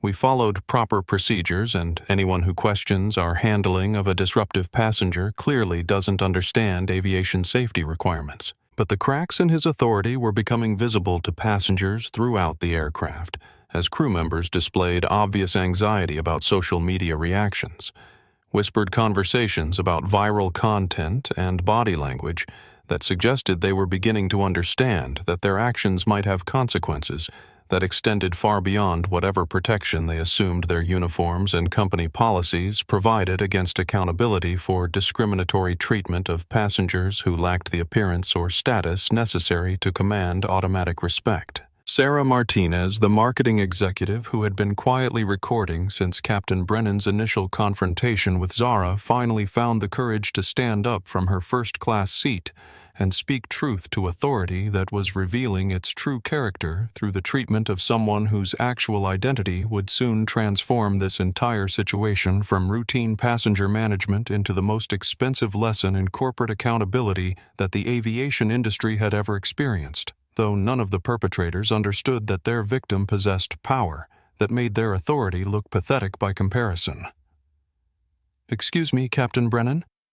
Sarah said, approaching Zara's seat where she sat with plastic restraints cutting into her wrists and blood visible on her hands, from hours of unnecessary restraint.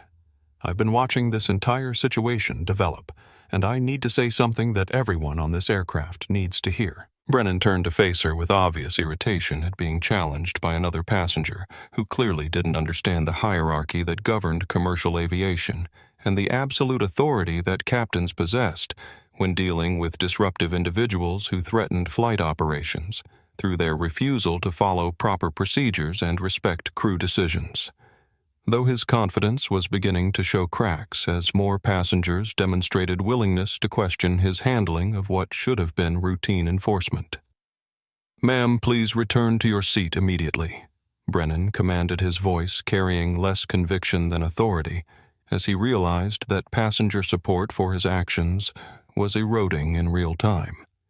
"This situation doesn't concern you, and your interference with official crew business constitutes a violation of federal regulations that could result in additional arrests if passengers continue to challenge legitimate enforcement actions." "Actually, Captain, it does concern me," Sarah replied, pulling out her phone to display hours of recorded footage that documented the entire progression from seating discrimination through denial of humanitarian assistance to the arrest of someone whose behavior had been consistently calm, reasonable, and focused on helping others rather than causing problems.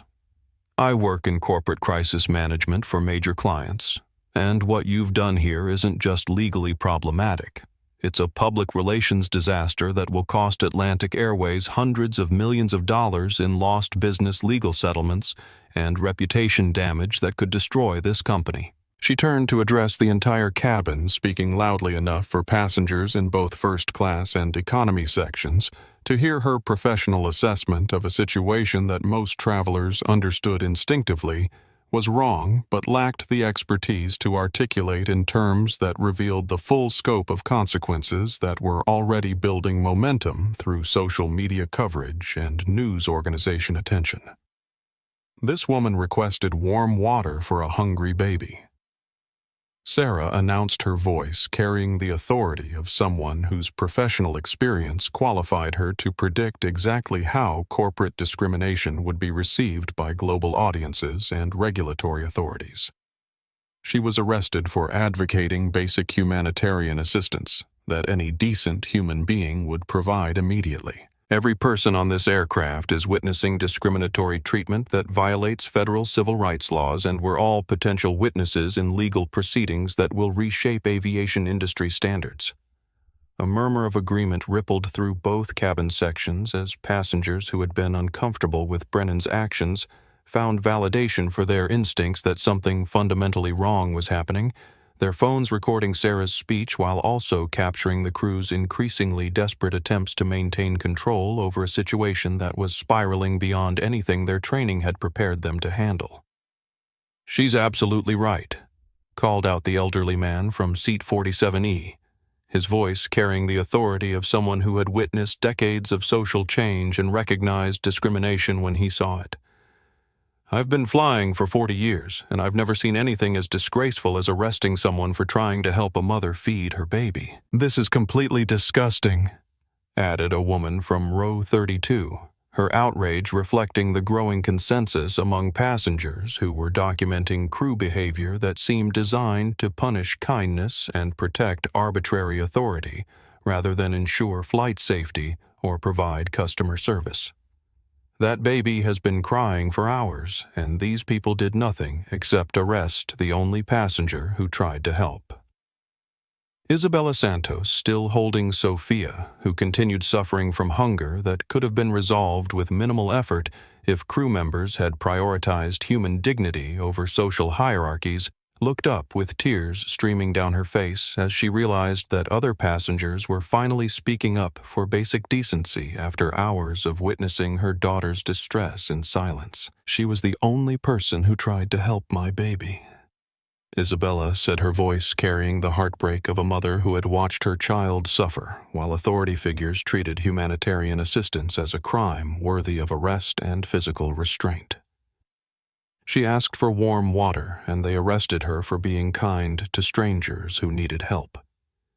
Captain Brennan found himself surrounded by increasingly hostile passengers, whose phones recorded every word of their growing rebellion against authority that had revealed itself as fundamentally corrupt through its treatment of vulnerable travelers.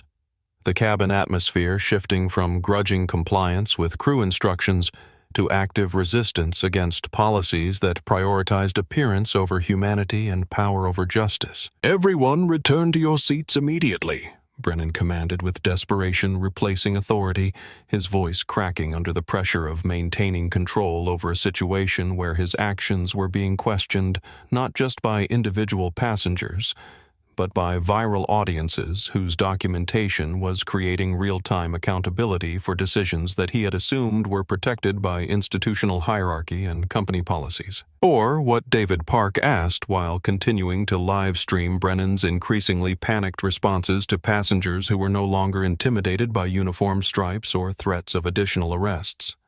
"You'll arrest all 200 of us for supporting someone who tried to feed a baby. How exactly do you plan to explain that to federal authorities when we land?" His live stream comments were exploding with viewer outrage and support for passenger resistance. The chat moving too quickly to read individual responses, but clearly showing global audiences that were cheering for travelers who finally found courage to challenge authority that had crossed the line from legitimate enforcement into abusive discrimination that violated basic human rights and aviation industry standards. "Passengers are revolting against crew discrimination," David narrated for his 300,000 viewers. "The captain is losing control as more people stand up for basic human decency. This is unprecedented in commercial aviation, and it's all being documented in real time." In the galley, Lisa Chen was experiencing her own breakdown as she monitored social media reactions and realized that her participation in the discrimination would likely end her career and destroy her reputation, regardless of what happened when the aircraft landed.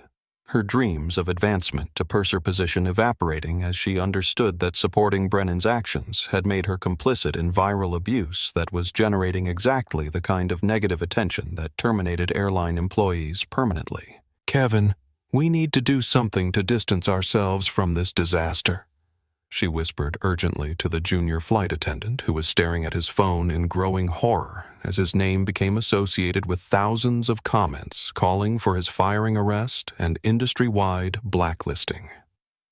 The captain made these decisions, but we're going to be held responsible for following his orders. Kevin's hands were visibly shaking as he scrolled through social media posts demanding justice for his refusal to help baby Sophia. His understanding of crew hierarchy and passenger service revealed as dangerously misguided when subjected to scrutiny by audiences who prioritized humanitarian assistance over arbitrary policies that protected authority figures who confused uniform privileges with the right to deny basic human decency. Maybe we should apologize publicly, Kevin suggested. Desperately, bring warm water for the baby now show that we're not completely heartless. Demonstrate that we can learn from our mistakes and do better. Lisa looked toward Zara, who remained seated in plastic restraints despite hours of discomfort and injury. Her composure suggesting someone whose experience with adversity had prepared her for exactly this kind of situation, though there was something about her calm confidence that suggested she wasn't just enduring discrimination, but strategically documenting it for purposes that went beyond individual complaints or personal satisfaction. Who do you think she really is? Lisa whispered her instincts, warning her that they were dealing with someone whose knowledge of aviation law, calm responses under pressure, and complete lack of concern about arrest suggested experience with power dynamics that extended far beyond what any ordinary passenger should possess, regardless of their educational background or professional experience.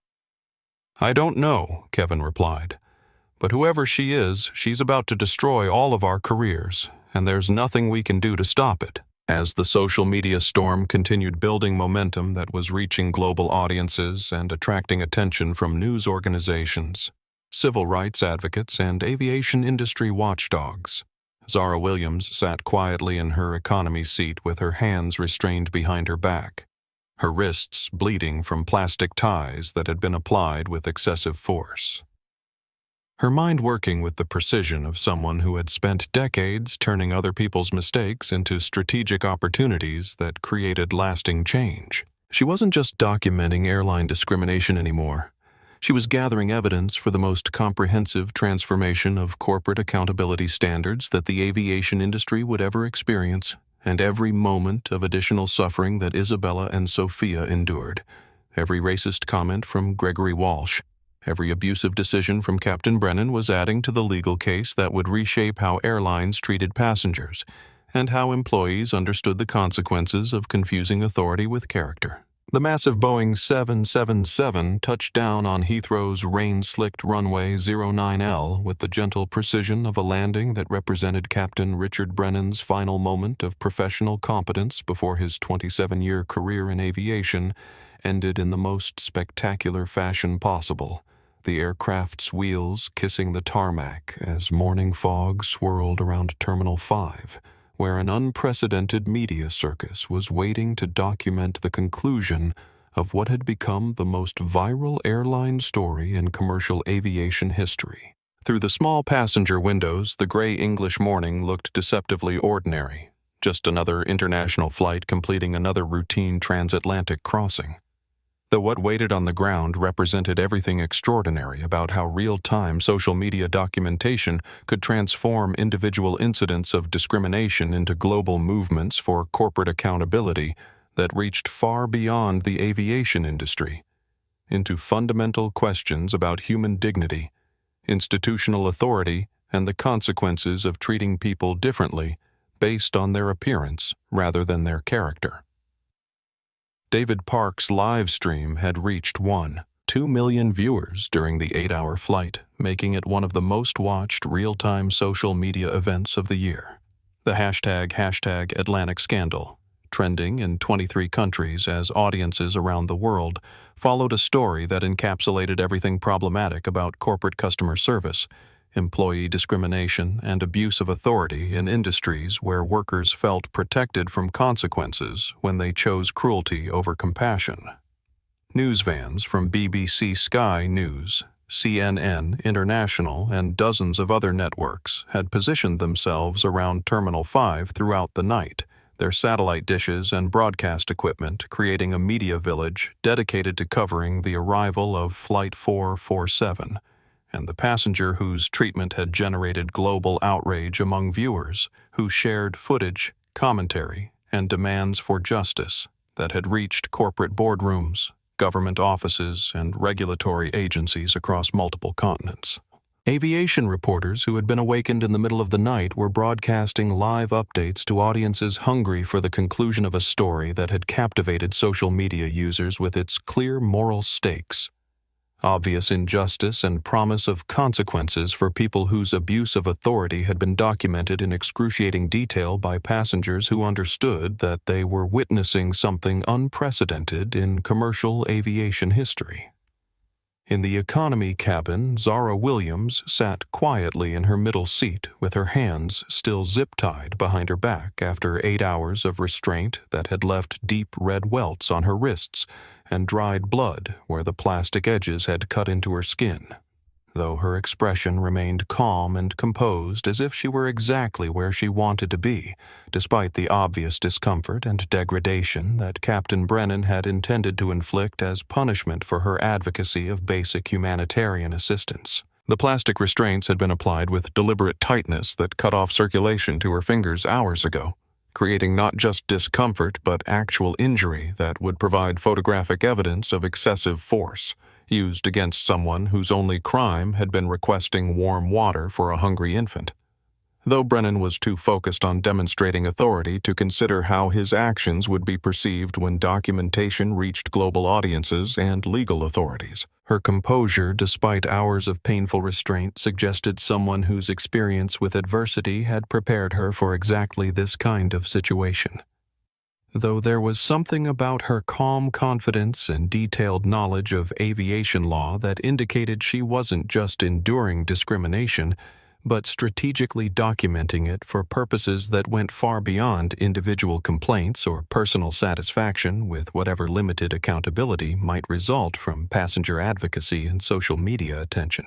Captain Brennan's voice crackled over the intercom with his final announcement as an Atlantic Airways employee, though he didn't yet understand that his career had ended the moment he decided to arrest someone for humanitarian advocacy, his tone carrying the satisfied authority of someone who believed he had successfully demonstrated appropriate leadership through decisive action against passengers who challenged the hierarchy he considered essential to maintaining proper order. "Ladies and gentlemen, welcome to London Heathrow Airport," Brennan announced with professional competence that masked his complete ignorance of the consequences that were about to transform his life from successful airline captain to unemployed pariah whose viral discrimination would follow him for the rest of his career. Local time is 6:23 a.m. and the temperature is 7 degrees Celsius. Please remain seated until the aircraft has come to a complete stop at the gate. His pause before the next part of his announcement revealed his anticipation of what he considered a well-deserved victory lap the moment when law enforcement would validate his handling of a disruptive passenger through official arrest procedures that would demonstrate to other travelers the consequences of challenging crew authority and interfering with flight operations. Metropolitan police officers will be boarding momentarily to escort our disruptive passenger off the aircraft for appropriate legal processing. Brennan continued, his voice carrying the vindictive satisfaction of someone who thought justice meant punishing people who advocated for others rather than accepting their assigned place in social hierarchies that prioritized appearance over humanity. "We apologize for any inconvenience caused by this individual's behavior, and thank you for choosing Atlantic Airways for your international travel needs."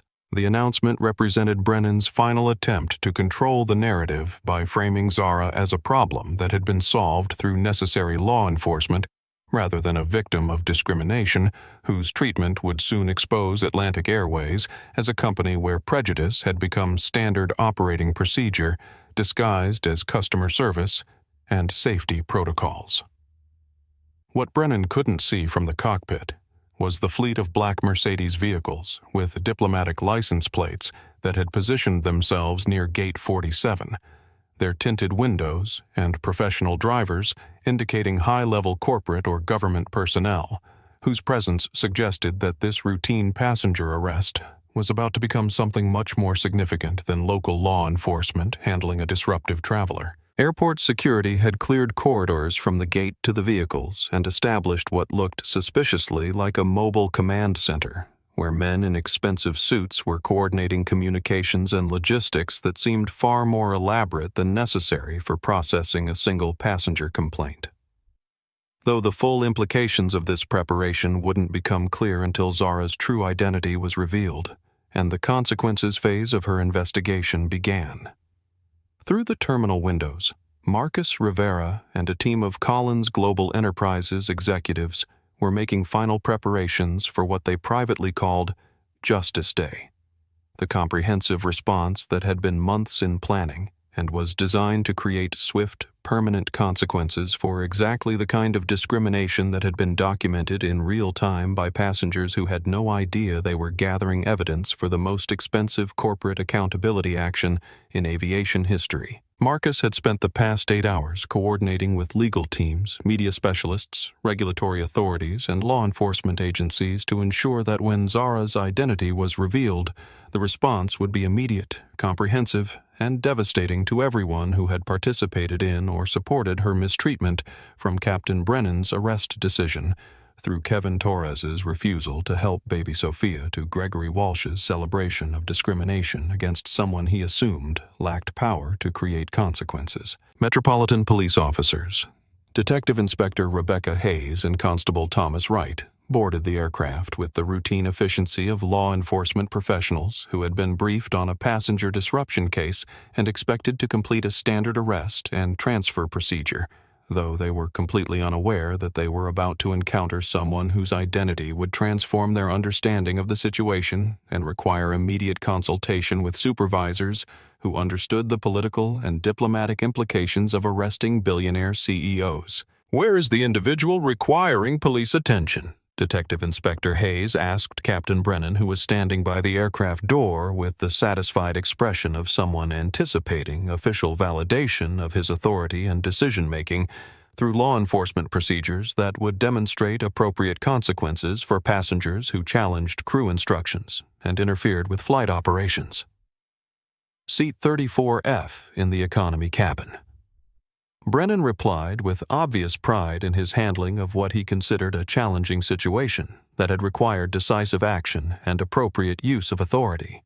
"African female, approximately 30 years old, has been restrained for the past 6 hours due to threatening behavior interference with safety operations and repeated violations of federal aviation regulations despite multiple warnings about appropriate conduct." The description revealed everything about how Brennan understood the situation and wanted law enforcement to interpret Zara's behavior, though his characterization would soon be contradicted by hours of video footage that documented her calm responses, humanitarian advocacy, and complete lack of threatening behavior, despite provocation and discrimination that violated federal civil rights laws. As the officers walked through first-class cabin past passengers who pretended to be busy with phones and magazines, but were actually monitoring social media coverage of their flight's arrival. They moved through business class where travelers whispered and pointed toward economy section, their conversations revealing awareness that something unprecedented was happening that went far beyond routine passenger management. Detective Inspector Hayes's experience with airline disputes had taught her to expect agitated, intoxicated, or genuinely disruptive passengers whose behavior justified arrest and removal. But when she reached Zara's seat and saw a small woman in a Northwestern University hoodie sitting calmly with plastic restraints that had obviously caused injury, her professional instincts immediately suggested that something was fundamentally wrong with this situation. Zara didn't look like a violent criminal or security threat. She looked like someone who had endured an ordeal with remarkable dignity and composure, her calm demeanor suggesting either complete innocence or the kind of confidence that comes from understanding exactly how situations like this would ultimately be resolved through legal and corporate channels that extended far beyond immediate law enforcement procedures. "Ma'am, I'm Detective Inspector Hayes with the Metropolitan Police," she announced with professional courtesy while studying Zara's face for signs of the threatening behavior that Captain Brennan had described. "You're being arrested on charges related to air safety violations and interference with crew operations. You have the right to remain silent, but anything you say may be used against you in court proceedings." Zara looked up at the detective with the kind of expression that experienced law enforcement officers learn to recognize as indicating that they're dealing with someone whose understanding of legal procedures and rights exceeds what any ordinary passenger should possess. Her smile carrying implications that made Detective Inspector Hayes pause before proceeding with standard arrest protocols. "Detective Inspector Hayes, Zara," said, her voice clear and calm despite 8 hours of restraint and obvious discomfort. "Before you proceed with that arrest, I need you to make a phone call that will clarify exactly who you're dealing with and why this situation is much more complicated than Captain Brennan's report suggested."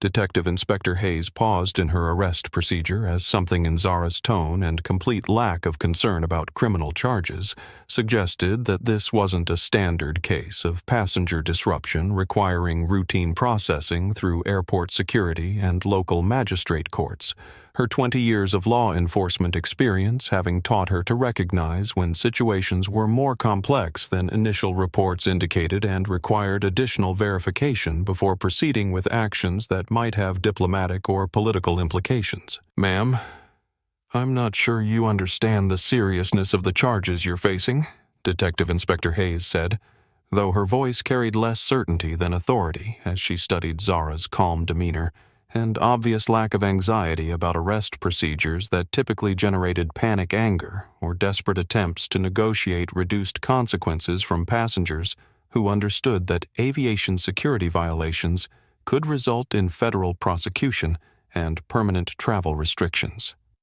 "I understand the situation perfectly," Detective Inspector Zara replied with the kind of confidence that comes from knowing exactly how events will unfold once certain information becomes available to appropriate authorities. "The question is whether you want to make a phone call now to verify my identity, or whether you prefer to explain to your superiors later why you arrested the wrong person based on false information provided by employees whose careers are about to end in spectacular fashion." Something about Zara's specific knowledge of police procedures, her calm references to superiors and verification, and her complete lack of concern about criminal prosecution made Detective Inspector Hayes hesitate. Her professional instincts warning that she might be dealing with someone whose identity would require different handling than standard passenger disruption cases, though she couldn't understand how someone dressed in economy-class casual wear could possibly have the kind of influence that would complicate routine law enforcement procedures. What phone call Detective Inspector Hayes asked her training, having taught her to gather additional information when suspects demonstrated unusual confidence or claimed connections that might affect arrest procedures, though she was skeptical that someone who had been restrained for hours by airline crew could possibly have the kind of status that would require consultation with higher authorities. Zara nodded toward the terminal windows where the black Mercedes vehicles were visible, their diplomatic license plates and professional security details suggesting high-level corporate or government personnel, whose presence at a routine passenger arrest seemed completely disproportionate, unless there were factors that Captain Brennan's report had failed to mention. "Call your dispatch office and ask them to identify the owners of those 3 black Mercedes vehicles parked at Gate 47. Zara said with the matter-of-fact tone of someone providing routine information rather than making dramatic revelations. "Ask them why Collins Global Enterprises legal teams have been setting up operations in Terminal 5 for the past 8 hours and inquire about why your chief constable received a phone call from the U.S. ambassador 30 minutes ago regarding the passenger on this specific flight." The color began draining from Detective Inspector Hayes's face as she realized that Collins Global Enterprises was one of the largest corporations in the world, a multinational conglomerate whose legal and political influence extended across continents, and whose involvement in any situation immediately elevated it beyond local law enforcement jurisdiction into diplomatic and international business territory that required completely different protocols and procedures. "Who exactly are you?" Detective Inspector Hayes whispered, her professional composure beginning to crack as she understood that she was potentially dealing with someone whose arrest could create international incidents, corporate crises, and political complications that would extend far beyond her authority as a local police officer responding to airline passenger complaints. "My name is Zara Collins," she said with quiet dignity, despite the plastic restraints that had left visible injuries on her wrists and the obvious discomfort of 8 hours in economy seating after being denied her confirmed first-class accommodation. "I am the Chief Executive Officer and majority owner of Collins Global Enterprises.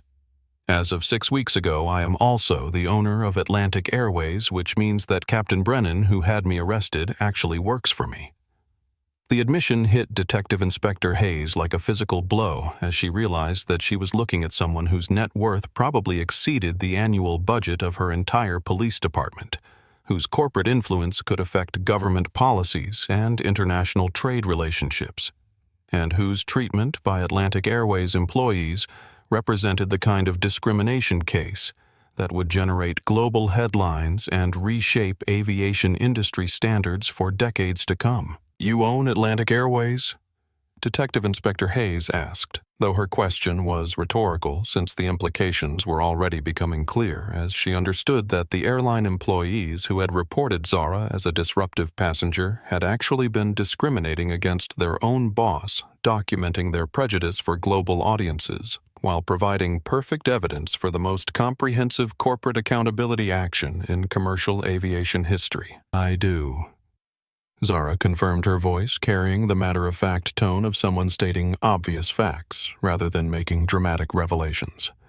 "And for the past 8 hours, I have been conducting an undercover investigation into employee discrimination practices that has provided documented evidence of civil rights violations, passenger endangerment, and corporate policy failures that will result in the immediate termination of everyone involved and the largest transformation of aviation industry culture in American and European legal history."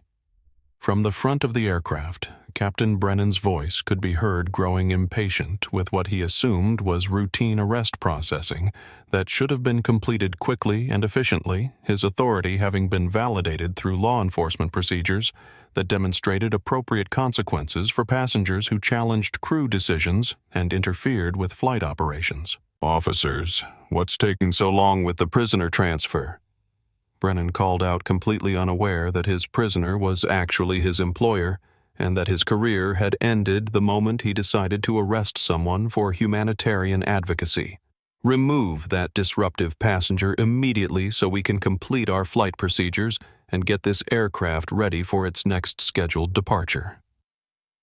Detective Inspector Hayes pulled out her radio with trembling hands, her 20 years of law enforcement experience having never prepared her for a situation where she was potentially about to arrest one of the wealthiest individuals in the world, based on false information provided by employees who were discriminating against their own CEO.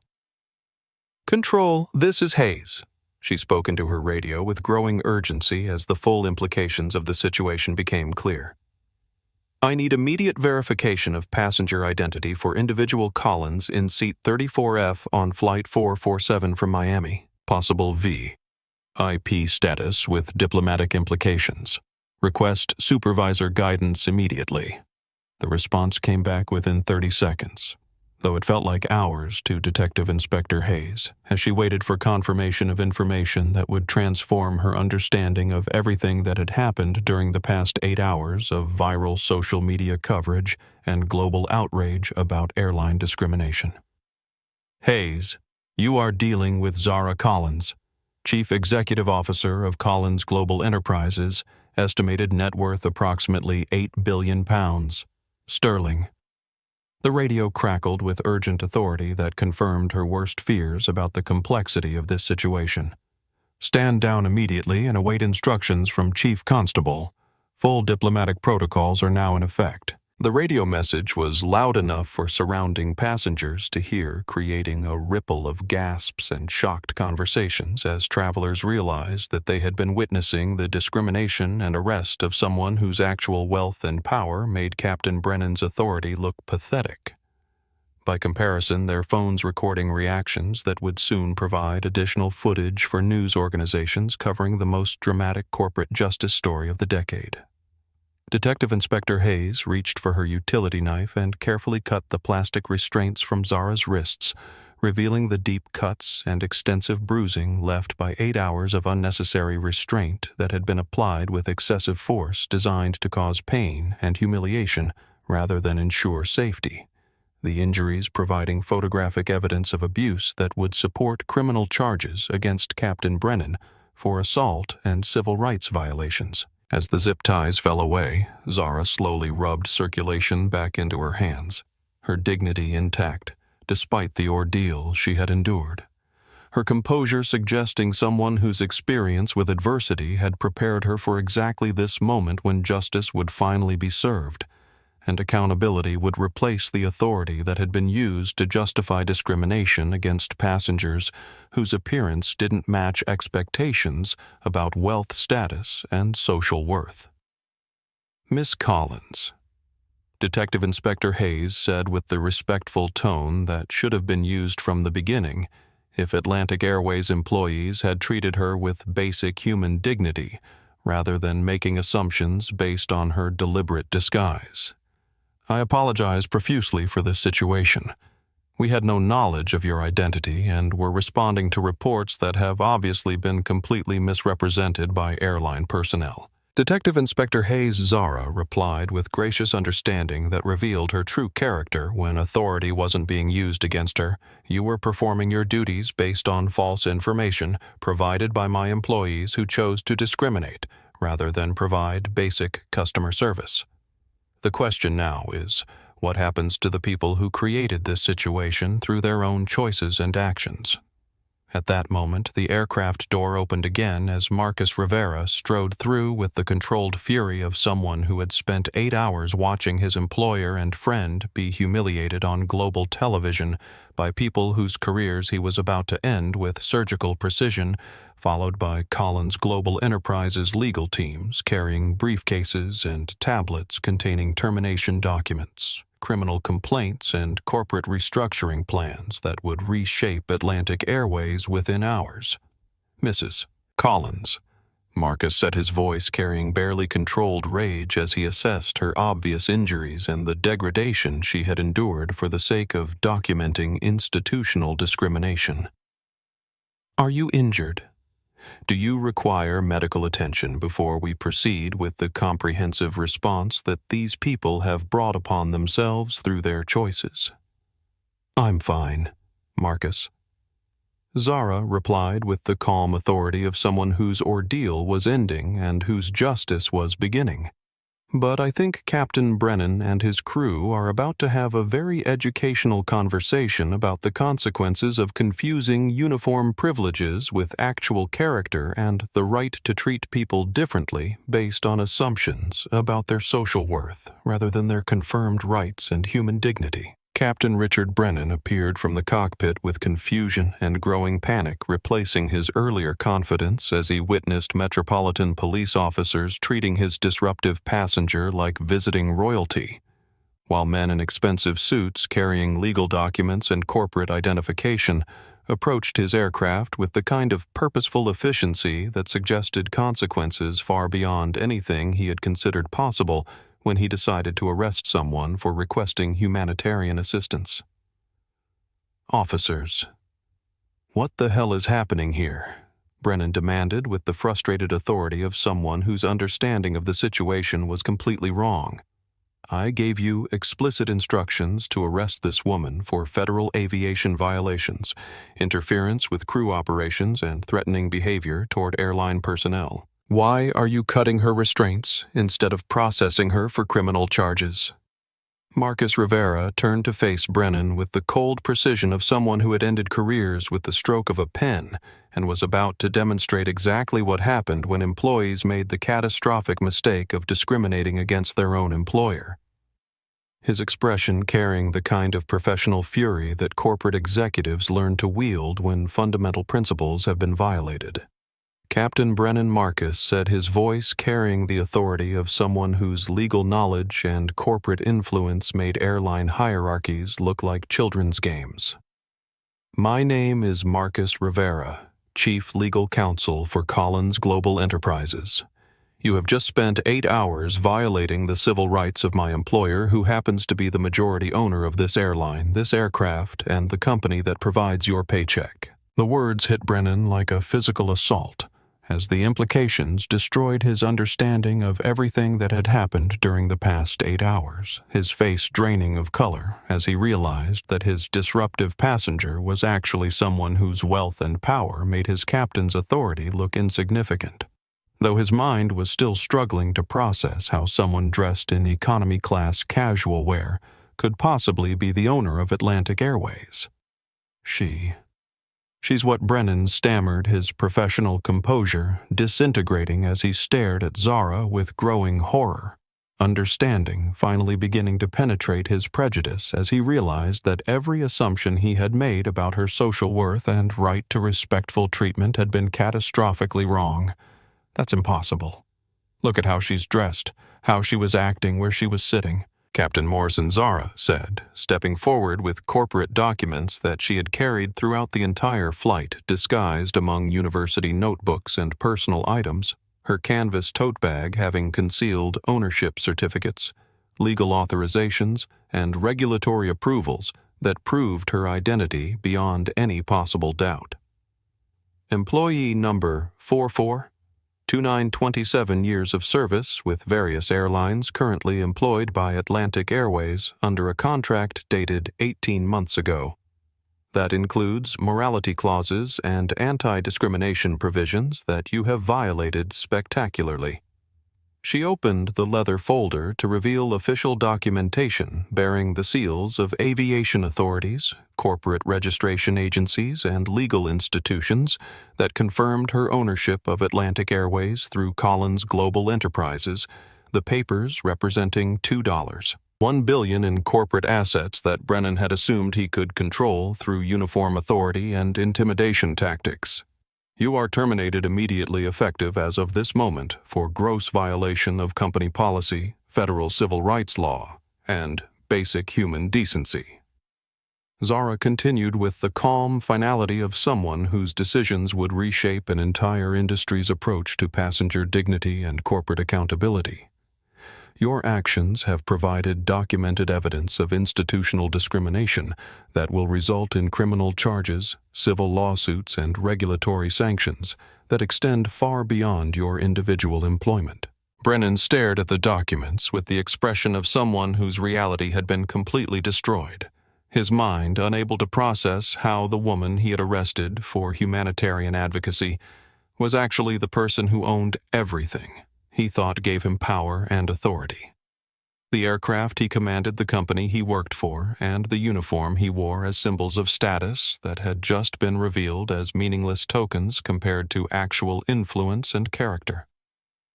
This can't be real, Brennan said weakly, his voice carrying the desperate hope of someone clinging to assumptions that had been proven fatally wrong. You were in economy class? You were dressed like someone who couldn't afford first-class tickets. You looked exactly like the kind of person who doesn't belong in premium accommodations. Captain Brennan Zara replied with the patience of someone explaining obvious concepts to someone whose prejudice had blinded him to reality.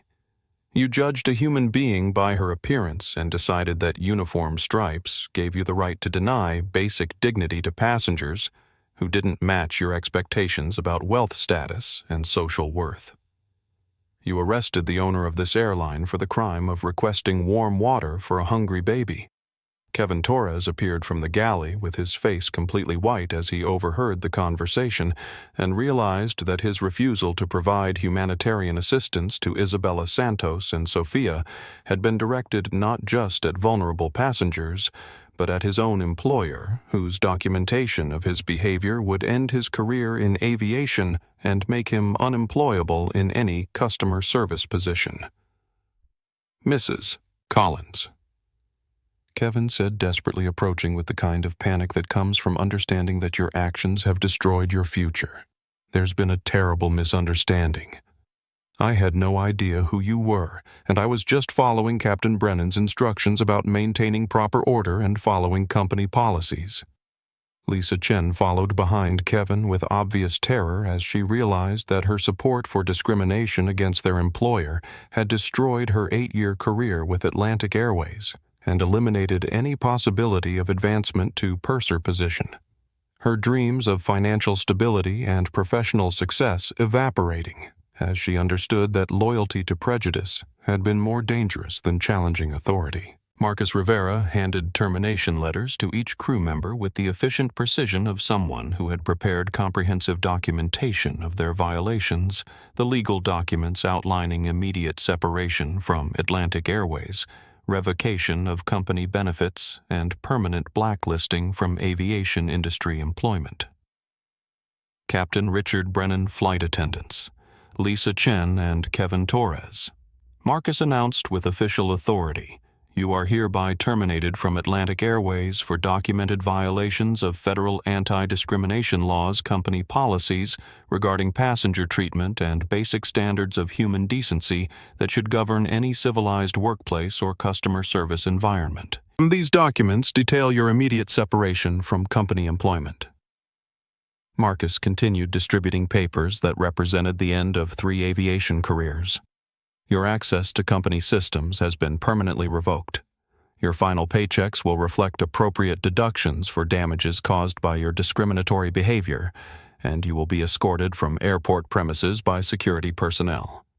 Gregory Walsh, who had been watching the scene unfold from his first-class seat with growing horror as he realized his role in celebrating discrimination against someone whose actual influence could destroy his business empire, suddenly appeared in the aisle with obvious panic, replacing his earlier confidence and satisfaction. Ms. Collins, Gregory said with desperate false friendliness, "There seems to have been some terrible misunderstanding about the seating situation. I had absolutely no idea who you were, and if I had known your true identity, I would never have suggested that you move from any seat you had legitimately purchased." Zara looked at Gregory with the expression of someone studying a specimen that represented everything wrong with how wealth and privilege functioned in society. Her gaze taking in his expensive suit, his obvious panic, and his complete inability to understand that the problem wasn't his failure to recognize her importance, but his willingness to support discrimination against people he assumed lacked power to create consequences. Mr. Walsh, Zara said while pulling out her phone to make a call that would be audible to everyone in the cabin, "The problem isn't that you didn't know who I was. The problem is that your behavior revealed exactly what you thought I was worth based on my appearance, and you celebrated my arrest for trying to help a mother feed her baby." She dialed a number with deliberate precision, her voice carrying clearly through the cabin as she spoke to Collins Global Enterprises' legal department. "Cancel the Gregory Walsh real estate development contract immediately effective as of this moment. Invoke the morality clause that prohibits discriminatory behavior by business partners. Mr. Walsh has provided documented evidence that violates our corporate ethics standards." Gregory's face turned gray as he realized that the contract cancellation would trigger cascading business failures that could destroy his real estate empire. The $75 million development project representing not just one deal among many, but the cornerstone of his company's financial stability and future growth plans. "You can't do that," Gregory said, with the desperation of someone watching their life's work collapse in real time. "That contract represents my company's entire development portfolio for the next 3 years. Without that deal, my business will collapse and hundreds of employees will lose their jobs. Your company should have considered those consequences before you decided that celebrating discrimination and supporting the arrest of someone requesting humanitarian assistance was appropriate behavior for a business partner." Zara replied with the calm finality of someone whose decisions about corporate relationships were based on character rather than profit margins or business convenience. as Marcus Rivera coordinated the removal of terminated employees and the cancellation of business relationships with partners who had supported discrimination, Zara addressed the remaining passengers who had witnessed 8 hours of institutional prejudice followed by swift, comprehensive justice that demonstrated the consequences of choosing cruelty over compassion.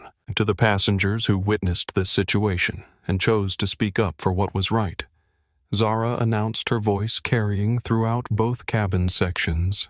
"Thank you for your courage in documenting these events and standing up against discrimination when you could have remained silent and avoided inconvenience to yourselves." She looked specifically at David Park, whose live stream had reached millions of viewers and created the viral momentum that made corporate accountability impossible to avoid. "Mr. Park, your real-time documentation has started a global conversation about airline responsibility that will transform this industry permanently. Your courage to broadcast truth will protect millions of future passengers." Isabella Santos, still holding baby Sophia, was crying tears of relief and gratitude as she realized that the person who had tried to help her daughter was not just a kind stranger, but someone whose power could ensure that no other mother would face similar discrimination when traveling with children who needed basic humanitarian assistance.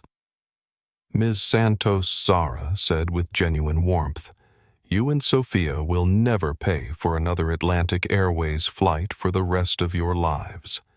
More importantly, I would like to offer you a position as Director of Passenger Advocacy, where you can ensure that the discrimination you experience today becomes impossible for any airline employee to inflict on vulnerable travelers in the future." Finally, Zara turned to address the crew members who were being escorted from the aircraft by airport security, their careers destroyed by choices that revealed their true character when they thought no one important was watching. Captain Brennan Mister. "Torres, Ms. Chen," she said with the finality of someone whose judgment would reshape their understanding of how authority and responsibility actually functioned in civilized society. "You confused uniform privileges with the right to deny basic human dignity to passengers who didn't match your expectations about social worth. Your careers are over, and your actions will be studied as examples of how institutional discrimination destroys both victims and perpetrators."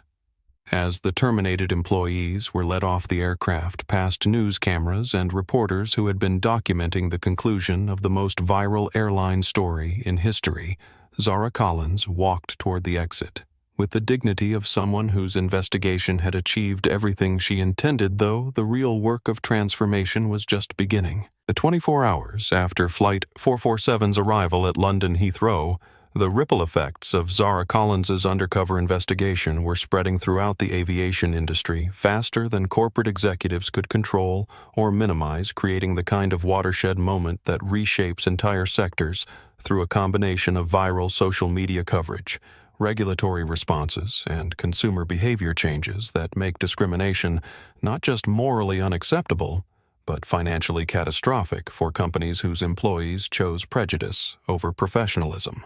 BBC World Service led its morning broadcast with comprehensive coverage of what news anchors were calling the Collins Airlines investigation, featuring interviews with aviation industry experts, civil rights advocates, and business school professors who analyzed the footage from Flight 447 as a perfect case study in how individual incidents of discrimination could trigger corporate accountability measures that extended far beyond the immediate participants into comprehensive examinations of institutional culture and employee training. CNN International had dedicated an entire primetime special to the story with correspondents in London, Miami, and New York, providing different perspectives on how Zara's documentation of discrimination was affecting stock prices, regulatory investigations, and consumer confidence in airlines, whose passenger treatment policies were suddenly being scrutinized by audiences who had never before paid attention to the connections between corporate culture and customer service. The Federal Aviation Administration, announced an emergency investigation into Atlantic Airways training procedures, hiring practices, and discrimination policies within hours of the viral footage reaching mainstream news coverage, with regulatory officials expressing shock at the documented evidence of crew members denying humanitarian assistance to passengers and arresting customers for advocating basic human decency. The behavior documented on Flight 447 represents a fundamental failure of airline leadership, employee training, and corporate accountability that threatens passenger safety and violates federal civil rights protections. F.A. Administrator. Patricia Williams announced during a press conference that was broadcast globally. We are launching a comprehensive review of industry-wide practices to ensure that no passenger ever again faces discrimination based on appearance, perceived wealth, or social status.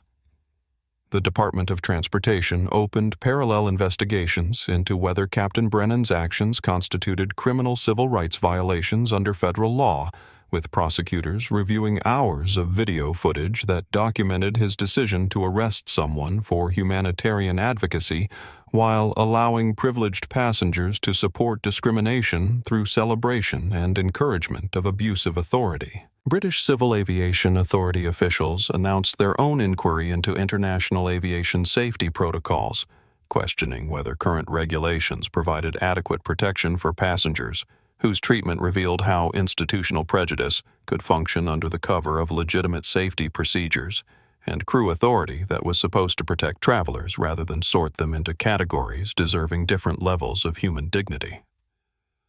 Other airlines immediately began reviewing their own policies, training programs, and employee conduct standards in desperate attempts to avoid association with Atlantic Airways' viral disaster.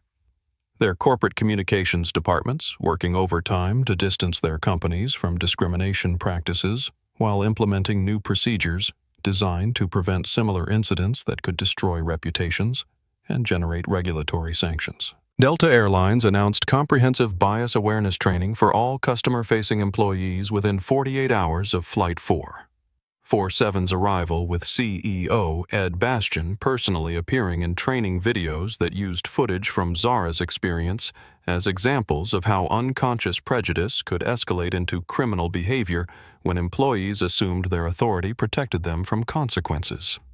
United Airlines implemented new passenger advocacy positions at major airports, hiring customer service representatives whose specific responsibility was identifying and addressing discrimination before it could escalate into viral incidents that would damage corporate reputations and generate legal liability for civil rights violations. American Airlines revised their crew training manuals to include specific sections on recognizing and preventing appearance-based discrimination, with mandatory testing that required flight attendants and pilots to demonstrate understanding of how bias could influence customer service decisions in ways that violated both company policies and federal law. International carriers, including British Airways, Lufthansa, and Air France, announced similar reforms as European aviation authorities indicated that discrimination by crew members would result in immediate license revocation and criminal prosecution under hate crime statutes that treated prejudice in transportation as aggravated offenses carrying enhanced penalties. Captain Richard Brennan's arrest on federal civil rights charges became front-page news in aviation industry publications, with his mugshot appearing alongside analysis of how his 27-year career had ended through decisions that revealed his true character when he thought his authority protected him from accountability for treating passengers differently based on their appearance rather than their behavior.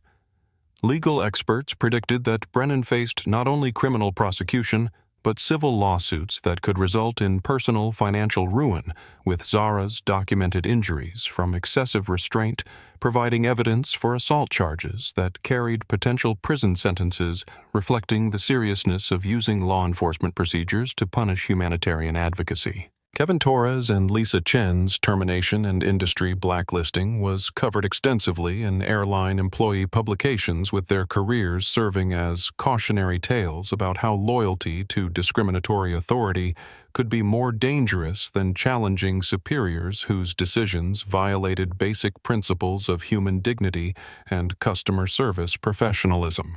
Aviation industry forums buzzed with discussions about whether their behavior should result in industry-wide employment bans, with veteran flight attendants and pilots expressing shock at crew members who had confused uniform privileges with the right to deny assistance to hungry infants and arrest passengers who advocated for vulnerable travelers. Gregory Walsh's business empire collapsed even faster than legal experts had predicted, with the cancellation of his Collins Global Enterprises contract triggering a cascade of loan defaults, partnership dissolutions, and investor withdrawals that destroyed decades of wealth accumulation within days of his viral appearance celebrating discrimination. Real estate industry publications covered his bankruptcy as a cautionary tale about how social media documentation could destroy business relationships overnight, with his fall serving as a warning to other executives about the career consequences of supporting prejudice when they assumed no one important was documenting their true character and values.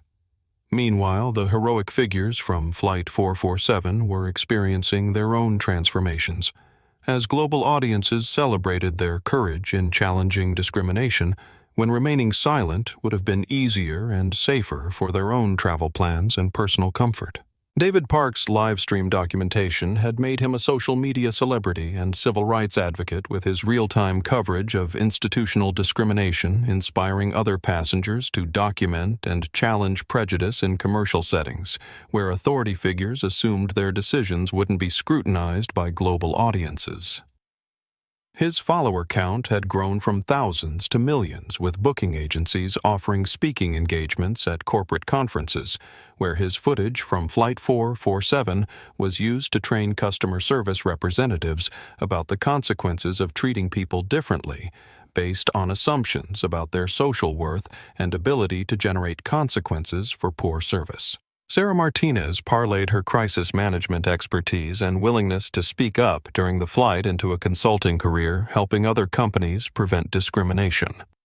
Disasters with her first-hand experience of viral corporate accountability, making her uniquely qualified to advise executives about how character failures could destroy reputations and generate regulatory responses that extended far beyond individual incidents.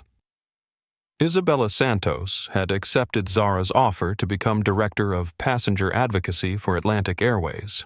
Her experience as a mother whose infant had been denied basic assistance, qualifying her to design policies that protected vulnerable travelers from the kind of discrimination that had been standard operating procedure before Flight 447, exposed how deeply prejudice had become embedded in airline culture. 1 week after Flight 447's landing, the individual consequences for the perpetrators of discrimination had crystallized into the kind of personal and professional destruction that demonstrated exactly what happened when people confused uniform authority with actual character and chose cruelty over compassion when they thought no one important was watching their true behavior and values. Captain Richard Brennan's life had collapsed with the speed and thoroughness that only comes from having your worst impulses documented for global audiences who recognized institutional prejudice when they saw it. His 27-year career in aviation ending not just with termination, but with federal criminal charges that would follow him for the rest of his life, regardless of whether he served prison time for civil rights violations. The Federal Aviation Administration had revoked his commercial pilot's license permanently after determining that his arrest of Zara constituted criminal assault under federal aviation safety laws, making him not only unemployed, but unemployable in the industry where he had built his entire professional identity and sense of self-worth through authority that turned out to be completely meaningless when applied against someone whose actual influence made his power look pathetic. His personal life had suffered equally devastating consequences, with his wife filing for divorce within days of the viral video, as she realized that public association with discrimination would affect her own career and social relationships. Their marriage unable to survive the financial stress, public humiliation and revelation that her husband's true character included willingness to arrest people for humanitarian advocacy. The family home had been foreclosed when mortgage payments became impossible on unemployment benefits. Brennan's retirement savings depleted by legal fees for criminal defense attorneys, who warned that his documented behavior made conviction virtually certain on charges that carried potential prison sentences, reflecting the federal government's increased focus on prosecuting hate crimes in transportation settings. At 53 years old, Brennan was discovering what it meant to be unemployable in any field where background checks revealed his viral infamy.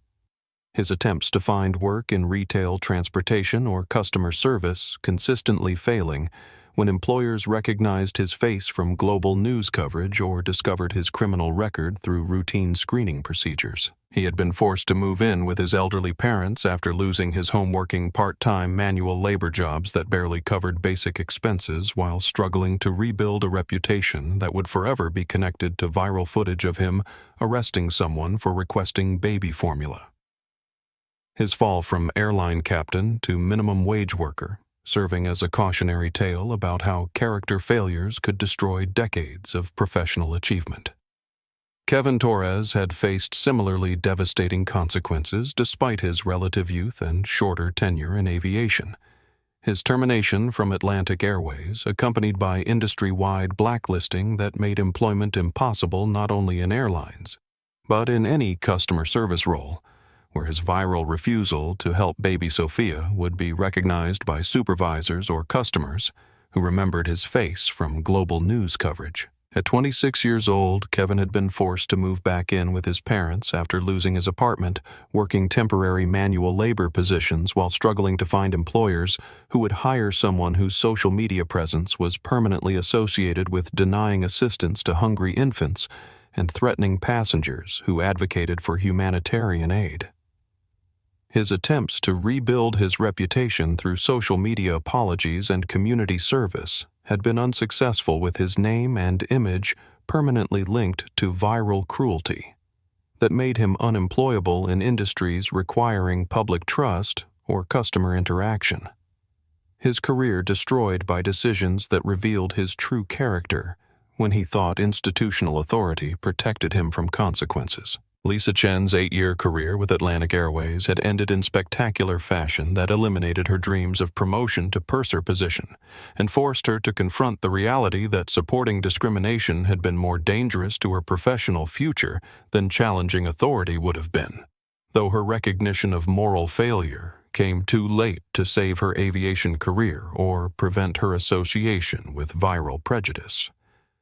Her experience and seniority in customer service, which should have made her valuable to other employers, had become liabilities once hiring managers discovered her role in denying assistance to passengers and supporting the arrest of someone who advocated for basic human decency, her skills meaningless when overshadowed by viral footage that demonstrated her willingness to prioritize hierarchy over humanitarian concerns. She had eventually found work as a night shift cleaner, a position that paid a fraction of her former airline salary and offered none of the travel benefits, career advancement opportunities, or professional respect she had enjoyed before choosing to support discrimination against passengers who didn't match her expectations about social worth and deserving treatment.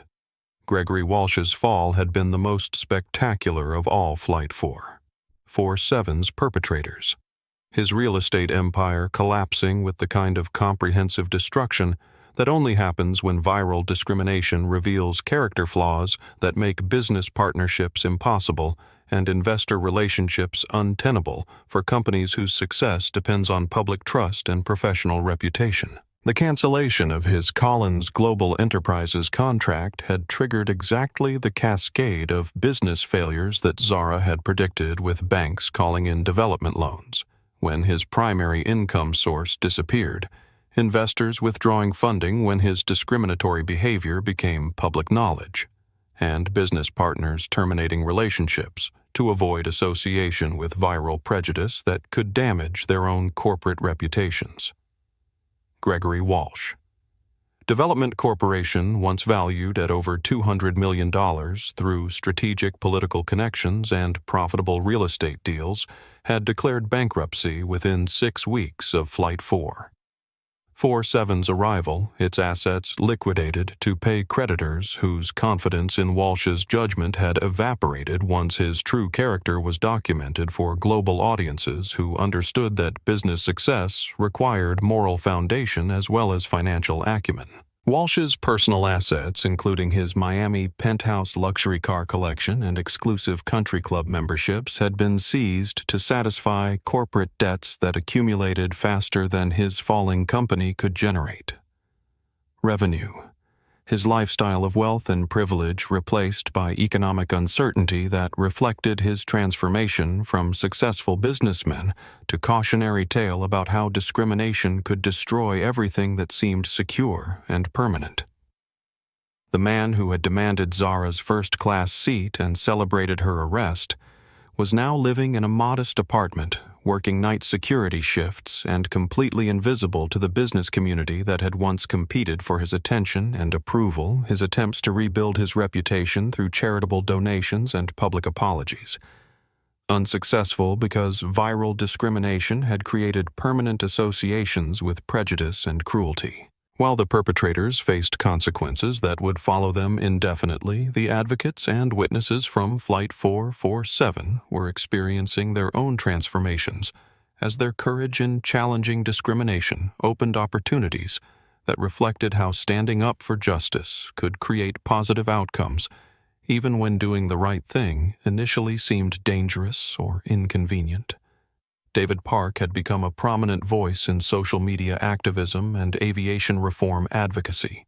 His real-time documentation of discrimination, inspiring other passengers to record and challenge prejudice in commercial settings where authority figures assumed their decisions wouldn't be scrutinized by global audiences or generate consequences for discriminatory behavior. His speaking engagements at universities' corporate conferences and civil rights organizations had made him financially successful while spreading awareness about how ordinary travelers could use technology to hold institutions accountable for employee behavior that violated basic principles of human dignity and equal treatment under law.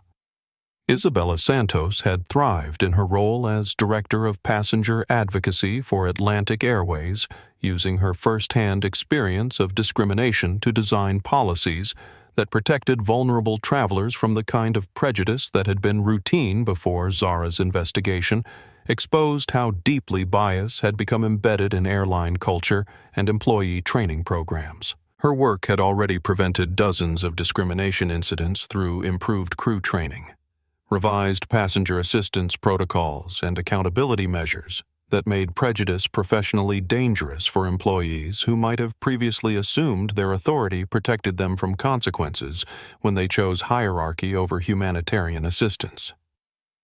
Sarah Martinez had built a successful consulting practice helping corporations prevent discrimination disasters through comprehensive policy reviews, employee training programs, and accountability measures based on her direct observation of how viral prejudice could destroy corporate reputations and generate regulatory responses that extended far beyond individual incidents into industry-wide reforms. Her expertise in crisis management and willingness to speak up during Flight 447 had made her uniquely qualified to advise executives about how character failures could escalate into corporate catastrophes, her consulting fees reflecting the value that companies placed on avoiding their own viral discrimination incidents that could destroy decades of reputation building and customer loyalty.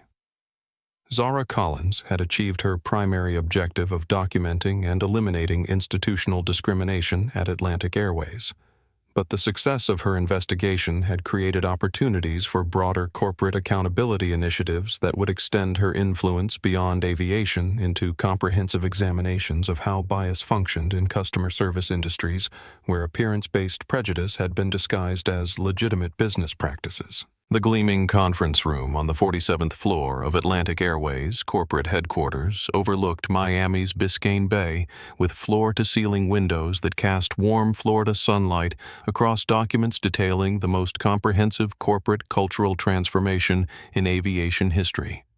as Zara Collins reviewed quarterly reports that demonstrated how eliminating discrimination could actually improve business performance while creating the kind of customer loyalty that generated sustained profitability through reputation rather than exploitation.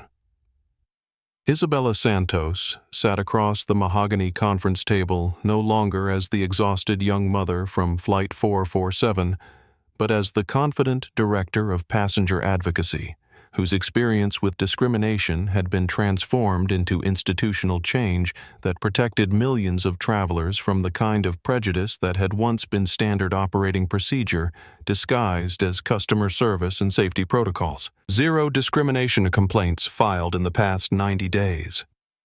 Isabella reported, her voice carrying the authority of someone whose personal trauma had become professional expertise in creating airline policies that prioritized human dignity over arbitrary hierarchies. Customer satisfaction ratings have increased by 340%, and passenger loyalty has reached levels that surpass every industry benchmark for service excellence and corporate accountability. The numbers told a story that contradicted conventional wisdom about how airlines should treat passengers with Atlantic Airways' transformation, proving that respect and dignity generated more sustainable profits than discrimination and hierarchy.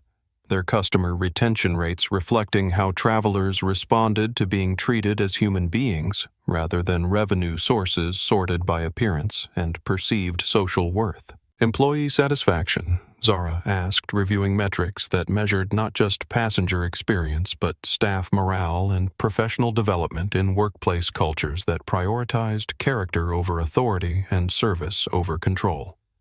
Understanding that sustainable change required transforming how employees understood their roles and responsibilities toward vulnerable travelers. Flight crew and ground staff report 89% job satisfaction, the highest in our industry.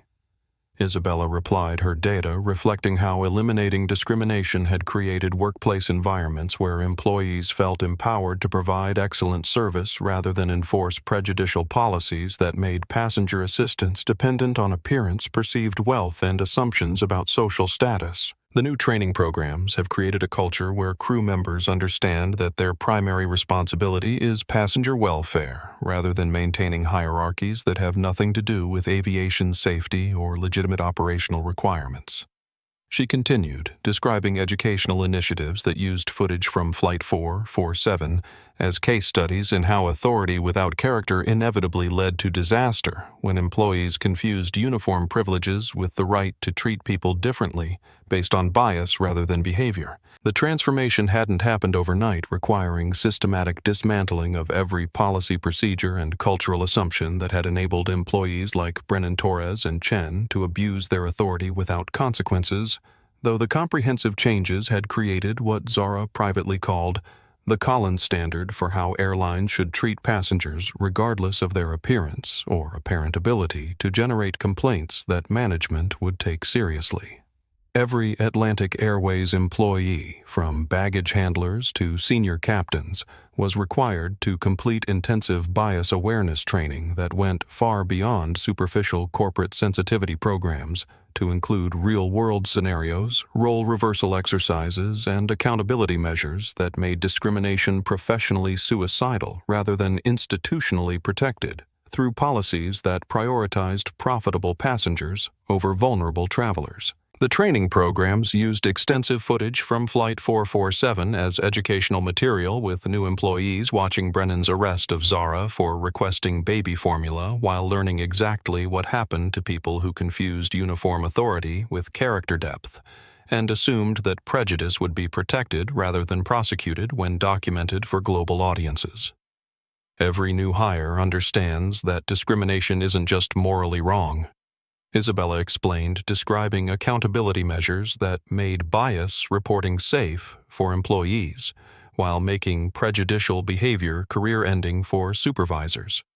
It's professional suicide that will result in immediate termination, criminal prosecution, and industry-wide blacklisting that makes employment impossible in aviation or any customer service role. The results were measurable across every aspect of airline operations, with Atlantic Airways transformed from an industry laggard in customer satisfaction to a leader in passenger advocacy, whose policies were being copied by competitors desperate to avoid their own viral discrimination disasters that could destroy corporate reputations and generate regulatory sanctions. David Park had accepted Zara's offer to become Social Media Transparency Officer, a position that involved monitoring employee behavior across digital platforms while ensuring that company culture aligned with public commitments to equality. His real-time documentation skills now used to prevent discrimination, rather than simply recorded after the damage had been done to passengers and corporate reputations. We've implemented what we call the Park Standard. David explained during staff meetings that emphasized how social media accountability had changed customer service permanently. Every employee interaction is conducted as if it's being live-streamed to millions of viewers, because in today's digital environment, it often is. If you wouldn't want your behavior broadcast globally, don't engage in that behavior. Sarah Martinez, the marketing executive who had found courage during Flight 447, had accepted a position as Crisis Communication Director, where her experience witnessing discrimination and choosing to speak up made her uniquely qualified to help other corporations navigate similar situations while understanding how viral prejudice could destroy decades of reputation building in hours. The key lesson from Flight 447, Sarah told corporate clients who sought her expertise in preventing their own discrimination disasters, is that in the age of social media, character failures become public catastrophes within minutes. The only protection is genuine cultural change that prioritizes human dignity over profit margins, not damage control strategies that try to minimize consequences after discrimination has been documented. While Atlantic Airways flourished under Zara's leadership, implementing policies that proved respect and dignity were more profitable than prejudice and hierarchy. The perpetrators of Flight 447's discrimination continued facing consequences that demonstrated how viral accountability could create permanent changes in individual lives that extended far beyond immediate career destruction into comprehensive social and economic isolation that followed them indefinitely. Captain Richard Brennan remained in federal prison serving a sentence for civil rights violations that had been upheld through multiple appeals. His case establishing legal precedent for prosecuting airline discrimination as criminal offense rather than civil matter. His 27-year career serving as cautionary tale about how authority without empathy inevitably led to destruction when confronted by someone whose actual character exceeded anything uniform stripes could represent. His wife had completed divorce proceedings and remarried their children, choosing limited contact with a father whose viral discrimination had affected their own social relationships and career opportunities. The family learning that association with prejudice carried consequences that extended beyond individual perpetrators into everyone connected with discriminatory behavior. Kevin Torres and Lisa Chen remained unemployable in aviation or customer service, their names permanently associated with viral cruelty that made hiring them professionally dangerous for employers who understood that association with discrimination could generate negative publicity and customer boycotts that destroyed businesses whose success depended on public trust and reputation for treating people with dignity. Gregory Walsh had completed bankruptcy proceedings and was working security jobs while living in subsidized housing. His transformation from wealthy real estate mogul to minimum wage worker serving as reminder that wealth without character was ultimately fragile when subjected to public scrutiny that revealed true values and priorities regarding human dignity and social responsibility. The comprehensive changes at Atlantic Airways had rippled throughout the aviation industry as regulatory authorities implemented new standards based on Zara's investigation. Federal agencies revised enforcement policies to make discrimination criminally prosecutable, and other airlines scrambled to avoid similar viral disasters through cultural transformations that prioritized passenger dignity over employee authority and service excellence over prejudicial hierarchies.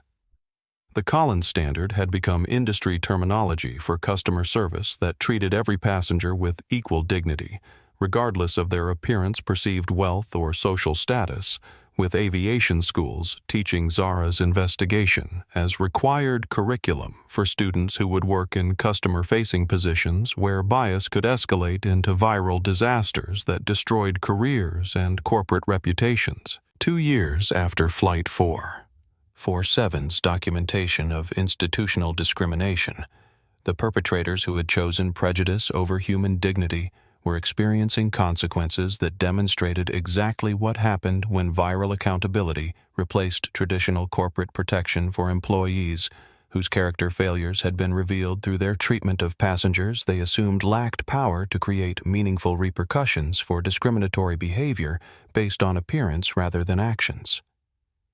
Captain Richard Brennan sat in his federal prison cell, reflecting on how 8 words spoken in arrogance to someone he had categorized as powerless had destroyed everything he had built during 27 years of aviation career. His conviction for civil rights violations, representing the first time an airline captain had been prosecuted criminally for passenger discrimination rather than simply facing employment termination and civil liability. His prison sentence of 4 years had been upheld through multiple appeals, as federal courts established precedent that treating passengers differently based on race, appearance, or perceived social status constituted hate crimes when committed by transportation employees whose authority was supposed to protect travelers rather than sort them into categories deserving different levels of human dignity and basic respect.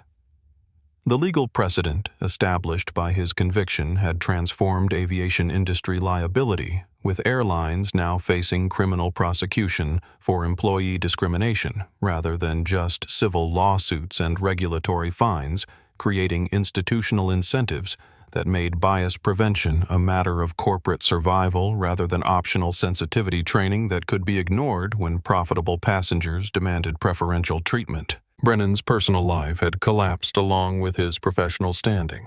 His divorce finalized after his wife realized that association with viral discrimination would permanently affect her own career and social relationships. Their adult children choosing minimal contact with a father whose prejudice had become global symbol of how authority could corrupt character when people assumed their decisions wouldn't be documented and scrutinized by audiences who understood justice. His retirement savings had been depleted, paying legal fees for criminal defense attorneys who had warned that his documented behavior made conviction inevitable on charges that reflected federal commitment to prosecuting transportation discrimination as seriously as other hate crimes, leaving him financially devastated and facing poverty upon release from prison. At 55 years old, Brennan was learning that unemployment would be the least of his problems after completing his sentence with background checks, ensuring that his criminal record would make him unemployable in any position requiring public trust or customer interaction. His fall from respected airline captain to convicted felon serving as cautionary tale about how character revealed itself when people thought no one important was watching. Kevin Torres had spent 2 years discovering what it meant to be professionally destroyed before his career had really begun. His termination from Atlantic Airways representing not just job loss but comprehensive industry blacklisting that made employment impossible in aviation customer service or any field where his viral refusal to help baby Sophia would be recognized by supervisors or customers who remembered his cruelty. At 28 years old, Kevin had been forced to abandon his apartment and move back in with his parents after his savings were exhausted during months of unsuccessful job searching. His applications consistently rejected. Once employers conducted routine background checks that revealed his association with viral discrimination that had generated millions of views and global condemnation. His attempts to rebuild his reputation through social media apologies and volunteer work had failed because his name and image were permanently linked to footage of him denying assistance to a hungry infant while threatening passengers who advocated for humanitarian aid. His behavior preserved forever in digital archives that made forgiveness impossible and employment unlikely. The psychological impact of sudden transformation from promising young professional to unemployable pariah had required counseling that Kevin couldn't afford, his mental health deteriorating as he realized that 20 minutes of discriminatory behavior had destroyed his future. and created permanent associations with cruelty that would follow him regardless of any personal growth or genuine remorse he might develop. He had eventually found work in manual labor positions that didn't require customer interaction or background checks. His college education and aviation training now meaningless credentials that were overshadowed by viral infamy that made him recognizable to coworkers who shared footage of his behavior as entertainment rather than employment recommendation. Lisa Chen's 8-year investment in her Atlantic Airways career had been obliterated by her decision to support discrimination rather than challenge authority. Her dreams of promotion to purser position replaced by harsh reality. That loyalty to prejudice was more dangerous than moral courage would have been in situations requiring employees to choose between hierarchy and humanity. Her experience and seniority in customer service, which should have made her valuable to other employers, had become professional liabilities once hiring managers discovered her role in supporting the arrest of someone who advocated for basic human decency.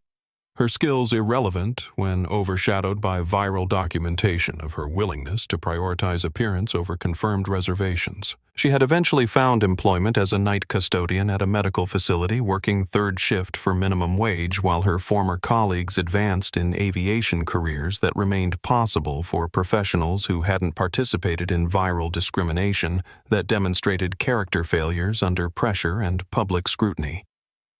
The isolation of night work had become emotionally necessary as much as economically required. Her recognizable face making public appearances uncomfortable when people identified her from global news coverage or social media shares that preserved her participation in discriminatory behavior for audiences who continued discovering and discussing Flight 447 as example of institutional prejudice. Her family relationships had suffered as relatives struggled with association to viral discrimination. Her parents expressing shame about daughter, whose behavior contradicted values they had tried to instill her siblings, limiting contact to avoid professional consequences that could affect their own careers and social relationships.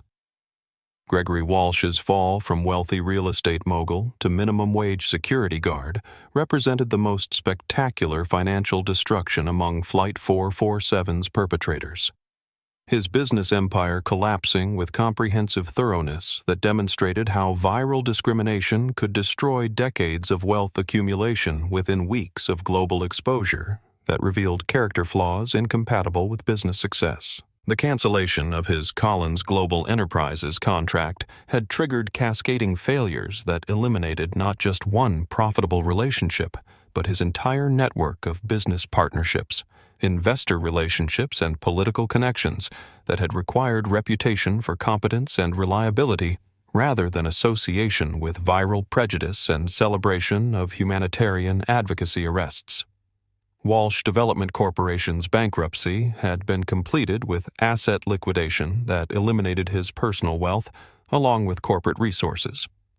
His Miami penthouse luxury vehicles and exclusive memberships seized to satisfy creditors whose confidence in his judgment had evaporated once his true character was documented for global audiences who understood that business relationships required moral foundation as well as financial acumen. His attempts to rebuild through smaller projects had failed because his name remained associated with viral discrimination that made investors reluctant to provide capital and partners unwilling to risk their own reputations through association with someone whose celebration of prejudice had generated global condemnation and permanent digital documentation.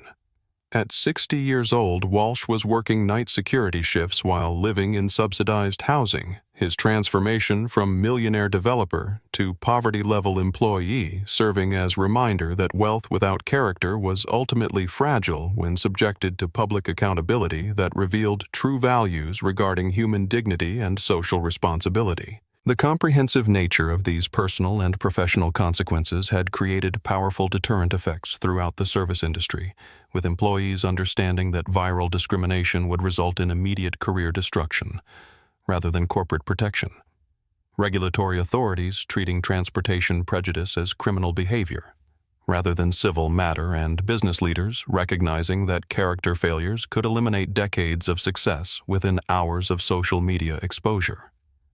The precedent established by Flight 447's documentation and consequences had transformed how discrimination was prosecuted, prevented, and understood as threat to individual careers, corporate reputations, and industry stability, rather than acceptable behavior that could be protected through institutional hierarchy and authority that assumed accountability wouldn't extend beyond immediate workplace dynamics. 3 years after Zara Collins' undercover investigation exposed the depth of institutional discrimination in commercial aviation, the ripple effects had transformed not only Atlantic Airways, but the entire transportation industry through regulatory reforms, legal precedents, and cultural changes that made prejudice professionally catastrophic, while creating new standards for passenger dignity that extended far beyond airline customer service into comprehensive examinations of how authority should function in civilized society. The Federal Aviation Administration had implemented what were officially known as Collins Standards for passenger treatment, comprehensive regulations that required all commercial airlines to demonstrate bias prevention, training, passenger advocacy procedures, and accountability measures that made discrimination grounds for immediate license, revocation, and criminal prosecution, rather than internal discipline that could be minimized or ignored when profitable customers demanded preferential treatment over basic human rights. The behavior documented on Flight 447 revealed institutional failures that threatened not only individual passengers but public confidence in aviation safety and customer service.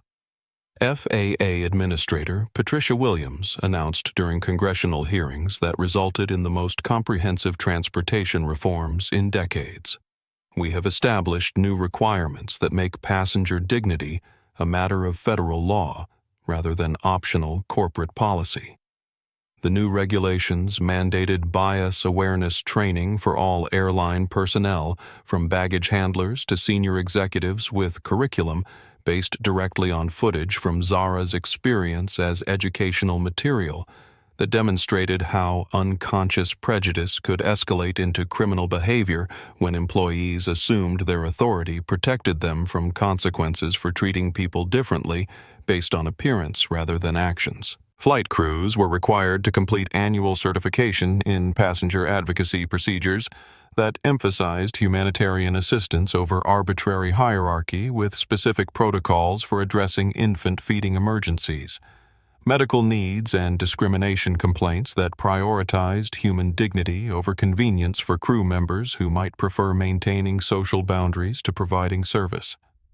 The Department of Transportation had created the Passenger Dignity Initiative, a comprehensive program that extended Collins standards beyond aviation into all forms of commercial transportation, with bus lines, train services, and rideshare companies implementing similar anti-discrimination policies after reviewing how viral prejudice had destroyed Atlantic Airways' reputation before Zara's intervention transformed corporate culture. Flight 447 demonstrated that transportation discrimination affects not just individual travelers, but entire families, communities, and vulnerable populations whose mobility depends on equal treatment, regardless of their appearance, accent, or perceived social status. Transportation. Secretary Michael Rodriguez explained while announcing expanded civil rights enforcement that treated travel prejudice as seriously as housing or employment discrimination. International aviation authorities in Europe, Asia, and other regions had adopted similar reforms as the Collins investigation became required study material in aviation schools worldwide, with pilots and flight attendants learning how Brennan's career had been destroyed by 8 words spoken in prejudice to someone whose actual influence made his authority look pathetic by comparison. The European Union had revised passenger rights directives to include specific protections against appearance-based discrimination, with airlines facing immediate operating license suspension for employee behavior that violated dignity standards, regardless of whether prejudice was intentional or resulted from unconscious bias that created different treatment for travelers who looked like they belonged in premium accommodations. British Airways had implemented comprehensive bias prevention programs after reviewing Flight 447 footage with their entire workforce. CEO Sean Doyle personally appearing in training videos that emphasized how discrimination could destroy individual careers and corporate reputations within hours of viral social media exposure that reached global audiences. Lufthansa had hired passenger advocacy specialists at major airports throughout their network with customer service representatives whose specific responsibility was identifying and preventing discrimination before it could escalate into incidents that would damage airline reputations and generate regulatory sanctions from authorities who now treated prejudice as criminal behavior rather than civil matter. Air France had revised their crew training manuals to include detailed sections on recognizing unconscious bias with mandatory testing that required flight attendants and pilots to demonstrate understanding of how appearance-based assumptions could influence service decisions in ways that violated both company policies and international civil rights protections. The Collins standards had been adopted by over 60 airlines worldwide as aviation industry publications tracked how companies implementing dignity-first policies experienced improved customer satisfaction, increased loyalty, and better financial performance compared to carriers whose outdated procedures still allowed discrimination disguised as legitimate passenger management and safety protocols. Business schools had incorporated Flight 447 as required case study in courses examining corporate accountability, crisis management, and the business consequences of institutional discrimination, with students analyzing how Zara's investigation had transformed not just one company, but entire industries through documentation that revealed character failures under pressure and global scrutiny. Harvard Business School professor Jennifer Martinez had published comprehensive analysis of what she termed the Collins effect, documenting how viral accountability could create lasting institutional change when individual incidents exposed widespread problems that required comprehensive solutions rather than superficial policy adjustments that protected authority while failing to address underlying bias. The Collins investigation represents a new model of corporate accountability where consumer documentation creates real-time consequences for institutional discrimination. Professor Martinez wrote in research that influenced business practices across multiple industries. Companies can no longer assume that prejudicial behavior will remain hidden or that authority will protect employees whose character fails when subjected to public scrutiny. Insurance companies had revised liability policies to reflect increased risk from discrimination lawsuits, with premiums for transportation companies dependent on implementing verified bias prevention training and passenger advocacy programs that demonstrated commitment to dignity, first customer service, rather than hierarchy-based treatment that sorted passengers by perceived social worth. The legal precedent established by Brennan's criminal conviction had transformed how discrimination cases were prosecuted, with federal prosecutors treating transportation prejudice as hate crimes, carrying enhanced penalties that reflected the vulnerability of travelers who depended on equal treatment for safe, dignified mobility, regardless of their appearance or apparent ability to generate consequences for poor service. Civil rights organizations had established the Collins Foundation for Transportation Dignity, funded by settlements from discrimination cases and dedicated to monitoring airline behavior while providing legal assistance to passengers who experienced prejudice during travel.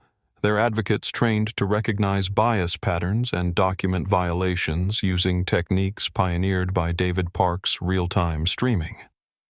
The Foundation's annual report documented steady decreases in airline discrimination complaints as companies understood that prejudicial behavior would result in immediate viral exposure, criminal prosecution, and corporate liability that made bias prevention essential for business survival, rather than optional sensitivity training that could be minimized or ignored. Employment law had evolved to recognize transportation discrimination as career-ending behavior that made workers unemployable across service industries, with background checks specifically screening for bias-related terminations that indicated character failures incompatible with customer-facing positions, requiring trust, empathy, and professional competence under pressure.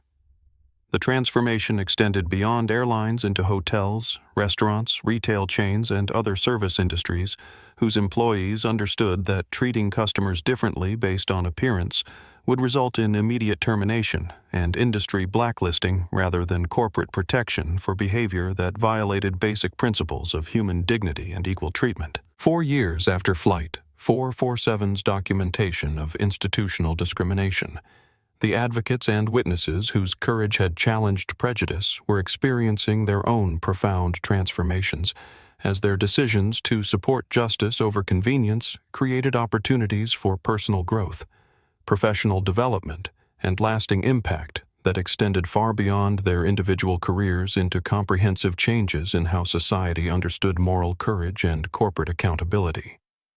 Zara Collins had evolved from undercover investigator seeking to document airline discrimination into a global leader in corporate accountability, whose influence extended far beyond transportation into comprehensive examinations of how institutions could prioritize human dignity over profit margins, while discovering that respect and compassion generated more sustainable success than hierarchy and exploitation. Her approach to business leadership had been transformed by the experience of being treated as powerless while possessing ultimate authority, giving her unique perspective on how organizations functioned when employees assumed no one important was monitoring their behavior. And her subsequent reforms had created new models for corporate culture that prioritized character over authority and service over control. Collins' global enterprises had become known throughout the business world, not just for financial success, but for workplace policies that treated dignity as non-negotiable rather than optional corporate value, with other companies studying her management techniques as examples of how moral leadership could generate better financial performance than traditional hierarchies based on fear and competitive advantage. Her speaking engagements at universities and corporate conferences had made her one of the most sought-after experts on institutional transformation, with audiences learning how her willingness to experience discrimination firsthand had provided insights that could never have been gained through boardroom discussions or consultant reports that filtered reality through corporate perspectives. The most important lesson from Flight 447 Zara told business school students who studied her investigation as required curriculum is that character reveals itself when people think no one important is watching. Corporate culture isn't what companies claim in mission statements, but how employees treat individuals they assume lack power to create consequences for discriminatory behavior. Isabella Santos had thrived beyond every expectation in her role as Director of Passenger Advocacy. Transforming her experience as a mother denied assistance into expertise that protected millions of travelers from discrimination while creating career opportunities that would have been impossible before her courage in speaking truth about crew behavior that prioritized authority over humanitarian assistance. Her work at Atlantic Airways had expanded into consulting for other airlines, seeking to implement dignity-first policies with her unique perspective as someone who had experienced discrimination, enabling her to identify bias patterns that corporate executives might overlook or minimize when designing customer service training that addressed surface behaviors without examining underlying assumptions about passenger worth. 4-year-old Sophia had grown into a healthy, confident child who would never remember her hunger on Flight 447, but whose future had been shaped by her mother's transformation from vulnerable traveler to powerful advocate, whose influence protected other families from experiencing similar discrimination during moments when they needed assistance rather than judgment. Isabella's bilingual skills and social work background had made her uniquely qualified to address discrimination that affected Spanish-speaking travelers, elderly passengers, and other vulnerable populations whose needs were often ignored by crew members who prioritized convenience over compassion when providing assistance, required additional effort, or challenged established procedures. Every policy we implement is tested against one question, Isabella explained during industry conferences where her expertise was sought by airlines worldwide. Would this protect a mother traveling alone with a hungry baby, or would it create additional barriers that make assistance dependent on appearance, language, or perceived social status? David Park had parlayed his live streaming documentation into a career as social justice advocate and digital accountability specialist, whose techniques for real-time documentation had influenced how activists, journalists, and ordinary citizens could use technology to challenge institutional discrimination when traditional complaint procedures failed to create meaningful consequences. His YouTube channel had grown to over 2 million subscribers, who followed his ongoing coverage of corporate accountability issues, civil rights violations, and social justice campaigns that used his Flight 447 experience as template for how viral documentation could create lasting institutional change when individual incidents exposed widespread problems requiring comprehensive solutions. His expertise in social media advocacy had been sought by civil rights organizations, journalism schools, and technology companies, developing platforms designed to support real-time accountability while protecting users whose documentation of discrimination might create personal safety risks or legal liability from institutions whose authority was challenged by public scrutiny. Flight 447 proved that ordinary people can create extraordinary accountability when they're willing to document injustice and share truth with global audiences. David told university students learning how technology could support social justice campaigns. The most important tool for fighting discrimination isn't legal knowledge or political influence, but the courage to record reality and trust that people will recognize injustice when they see it clearly. His relationship with his Korean American community had deepened as his advocacy work addressed discrimination affecting Asian American travelers, immigrant families, and other minorities whose experiences with prejudice often went undocumented because victims lacked platforms for sharing their stories or feared consequences for challenging authority. Sarah Martinez had built a successful consulting practice specializing in crisis prevention and corporate accountability with her first-hand experience of viral discrimination, making her uniquely qualified to help companies avoid their own Flight 447 moments through comprehensive policy reviews, employee training programs, and cultural assessments that identified bias risks before they escalated into public disasters.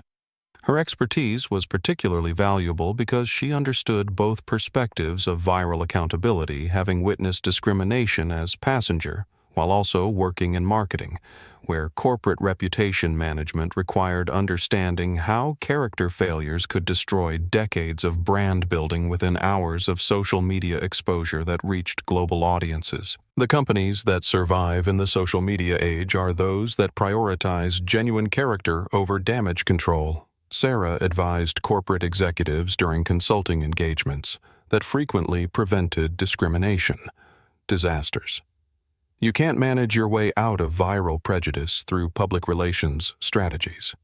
The only protection is creating workplace cultures where discrimination becomes impossible because employees understand that dignity isn't negotiable. Her consulting had expanded beyond airline industry into retail, hospitality, healthcare, and other sectors where customer service interactions created opportunities for bias to affect treatment of vulnerable populations, whose experiences with discrimination could become viral catastrophes that destroyed corporate reputations and generated regulatory responses. The elderly passenger from seat 47, retired teacher William Henderson, had become an unexpected advocate for airline accountability after his willingness to speak up during Flight 447 inspired other senior travelers to document and challenge age-based discrimination that affected elderly passengers whose mobility needs were often ignored by crew members who assumed their complaints wouldn't generate consequences. His testimony before congressional committees had influenced federal regulations that specifically addressed discrimination against elderly travelers, with airlines now required to provide additional assistance for passengers whose age-related needs were protected by civil rights laws rather than treated as inconveniences that crew members could ignore when providing help required extra effort. The mother from row 32, whose outrage had supported Zara during the confrontation, social worker Maria Rodriguez, had used her experience witnessing discrimination to develop training programs for airline employees that emphasized recognizing and addressing bias before it could affect passenger treatment. her expertise in human behavior making her effective at identifying prejudice patterns that might not be obvious to corporate managers.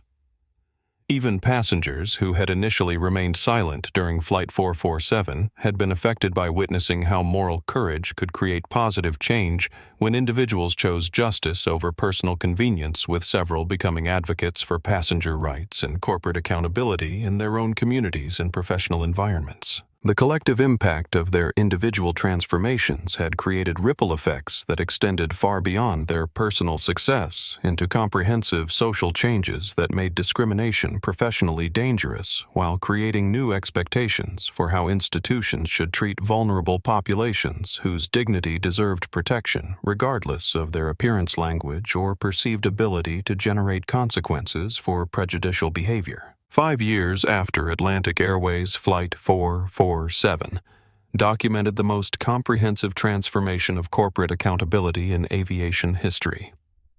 Zara Collins stood at the podium of the Smithsonian National Air and Space Museum, accepting induction into the Aviation Hall of Fame, not for her business success or technological innovation, but for her courage in exposing institutional discrimination through personal sacrifice that created lasting protection for millions of travelers whose dignity had been restored through her willingness to experience prejudice firsthand. The ceremony took place in the museum's main hall, surrounded by aircraft that represented humanity's greatest achievements in flight, though the assembled audience of airline executives, government officials, and civil rights advocates understood that Zara's investigation had achieved something equally significant by proving that moral courage could transform entire industries when individual character was subjected to global scrutiny that revealed truth about how institutions actually functioned when authority assumed no accountability.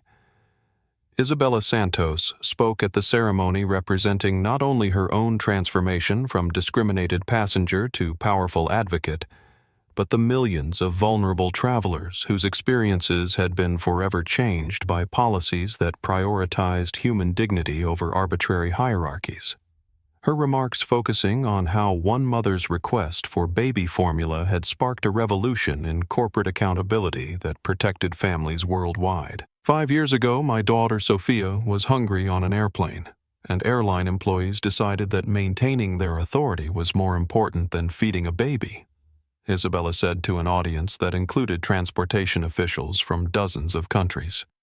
Today, because Zara Collins had the courage to document that cruelty and transform it into justice, no parent will ever again face discrimination for requesting humanitarian assistance during travel.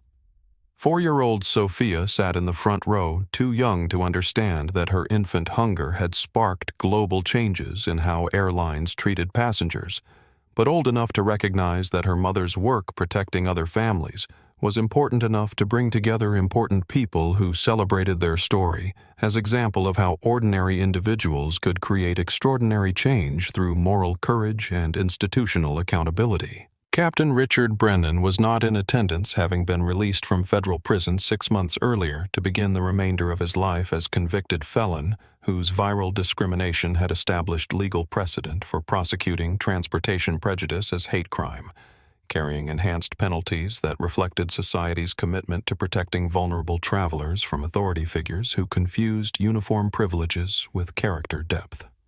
His post-incarceration life had been exactly as difficult as legal experts had predicted, with background checks, ensuring permanent unemployment in any position requiring public trust.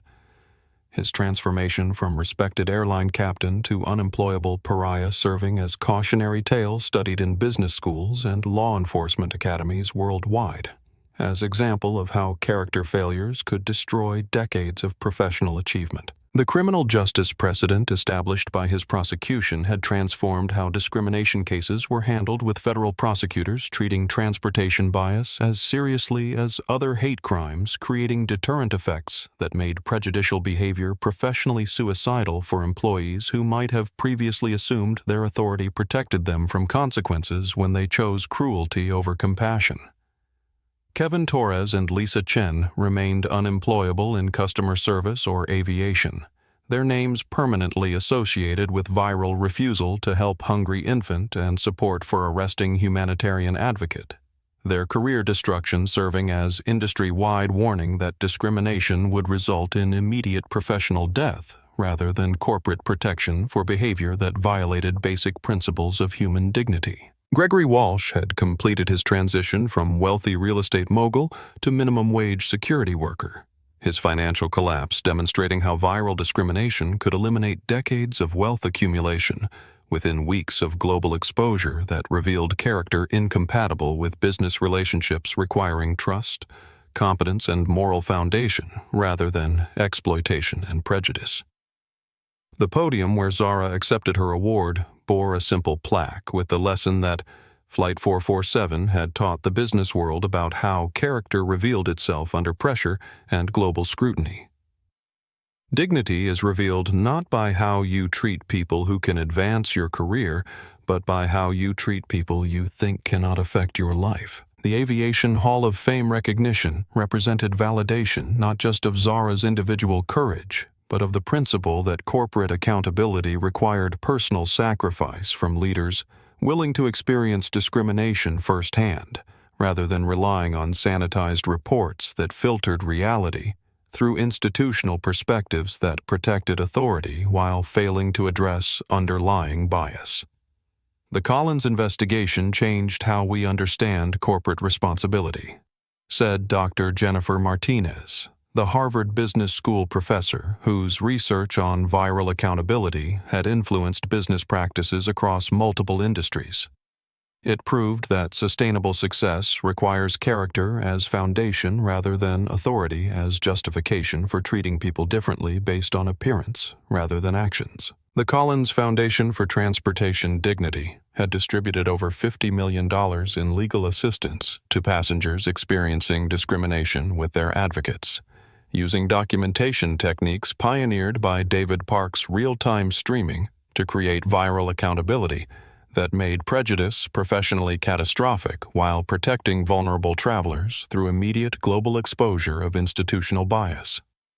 Annual discrimination complaints against airlines had decreased by 94%, as employees understood that treating passengers differently based on appearance would result in immediate career destruction with the Collins standards, providing clear guidelines for dignity-first customer service that prioritized humanitarian assistance over arbitrary hierarchies based on uniform authority rather than actual character. International aviation organizations had adopted Flight 447 as required study material for all customer-facing personnel with pilots and flight attendants, learning how 8 words spoken in prejudice had destroyed a 27-year career while creating legal precedent that transformed transportation discrimination from civil matter to criminal offense carrying federal penalties. The term Flight 447 moment had entered common business vocabulary as description of any incident where hidden power dynamics exposed corporate character failures that revealed how institutions actually treated vulnerable populations when authority assumed no global accountability or viral consequences for discriminatory behavior disguised as legitimate policies. Universities worldwide taught the Collins investigation as case study in moral leadership, corporate transformation, and the business consequences of institutional discrimination, with students analyzing how individual courage could create lasting change when personal sacrifice was combined with strategic documentation that reached global audiences capable of demanding justice. The 5-year anniversary of Flight 447 had been marked by Atlantic Airways' achievement of the highest customer satisfaction ratings in aviation history, proving that dignity-first policies generated better financial performance than hierarchical systems that sorted passengers by perceived social worth rather than treating all travelers with equal respect and humanitarian concern. Other industries had implemented similar transformation programs after studying how Zara's investigation had turned viral discrimination into comprehensive accountability that protected vulnerable populations while creating sustainable business success through reputation for character rather than exploitation of customers who lacked apparent power to challenge institutional authority. As Zara concluded her acceptance speech at the Smithsonian ceremony, she wasn't thinking about personal recognition or professional achievement, but about the millions of travelers whose future experiences would be protected by policies that treated human dignity as non-negotiable, rather than optional corporate value, dependent on appearance wealth or perceived ability to generate consequences for discriminatory behavior. 1 year later, on the 6th anniversary of Flight 447, Zara and Isabella sat together in seats 1A and 1B on the same Miami to London route, where their lives had intersected through discrimination and transformed through justice. This time, traveling as friends whose shared experience had created lasting protection for vulnerable passengers, while demonstrating how moral courage could reshape entire industries when character was subjected to global accountability that revealed truth about institutional priorities. 6-year-old Sophia played quietly in the seat beside them, healthy and confident, unaware that her infant hunger had sparked a revolution in corporate responsibility, but benefiting from a world where airline employees understood that every passenger deserved dignity, regardless of their appearance, language, or perceived social status. Her future travel experiences protected by policies that her mother had helped design. "Why are the airplane people so nice to everyone?" Sophia asked with innocent curiosity, observing crew members who provided warm professional service to all passengers without regard for their clothing accent or apparent wealth, her question revealing how thoroughly airline culture had been transformed by accountability that made discrimination professionally suicidal rather than institutionally protected. Because people learned that kindness is more powerful than meanness, Isabella explained to her daughter while smiling at Zara. Their friendship built on shared trauma that had become shared triumph through institutional change that protected families from experiencing similar discrimination during vulnerable moments when they needed assistance rather than judgment from authority figures. Zara watched the flight attendant warming a bottle for a crying baby in economy class without being asked the crew member's immediate response, demonstrating how completely the Collins standards had transformed airline culture from hierarchy-based service to dignity-first assistance that prioritized humanitarian concerns over arbitrary policies that had once made basic help dependent on passenger appearance. No fanfare marked this moment. No recognition was needed for the profound change that had made compassion the standard, rather than the exception in commercial aviation. The simple sight of professional employees treating every traveler with genuine respect represented the ultimate success of an investigation that had begun with discrimination and ended with transformation that protected millions of passengers worldwide. Character isn't revealed when everything is easy, Zara reflected silently as their aircraft climbed toward cruising altitude. But when you think no one important is watching your choices about how to treat other human beings, Flight 447 had proved that someone was always watching, and that justice was only a viral video away from transforming the world. 5 years later, the term Flight 447 moment entered common business vocabulary, describing any instance where hidden power dynamics expose corporate character failures. Aviation industry discrimination became virtually extinct, replaced by cultures prioritizing passenger dignity over hierarchical authority, with the Collins standards adopted globally as proof that respect generates better profits than prejudice. Captain Brennan was released after serving his full sentence, spending his remaining years teaching ethics courses for aviation academies where his viral downfall became a powerful lesson about how authority without empathy inevitably leads to destruction. His 8 words, "This is my aircraft, and you will move," became a cautionary tale studied worldwide about the consequences of confusing uniform privileges with actual character. Zara Williams's undercover investigation method was adopted by industries globally, creating new standards of corporate accountability where character was measured not by profit margins, but by how organizations treated their most vulnerable customers.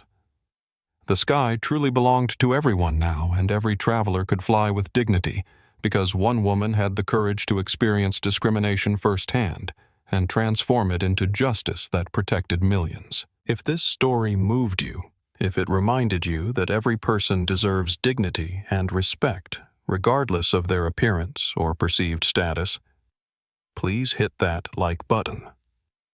Share this story with someone who needs to hear it and subscribe to our channel, because stories like this matter, and your engagement helps us reach more people who believe that standing up for what's right never goes out of style.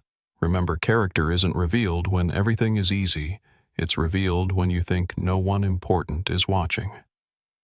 Thanks for watching, and until next time, keep fighting for justice, one small act of courage at a time.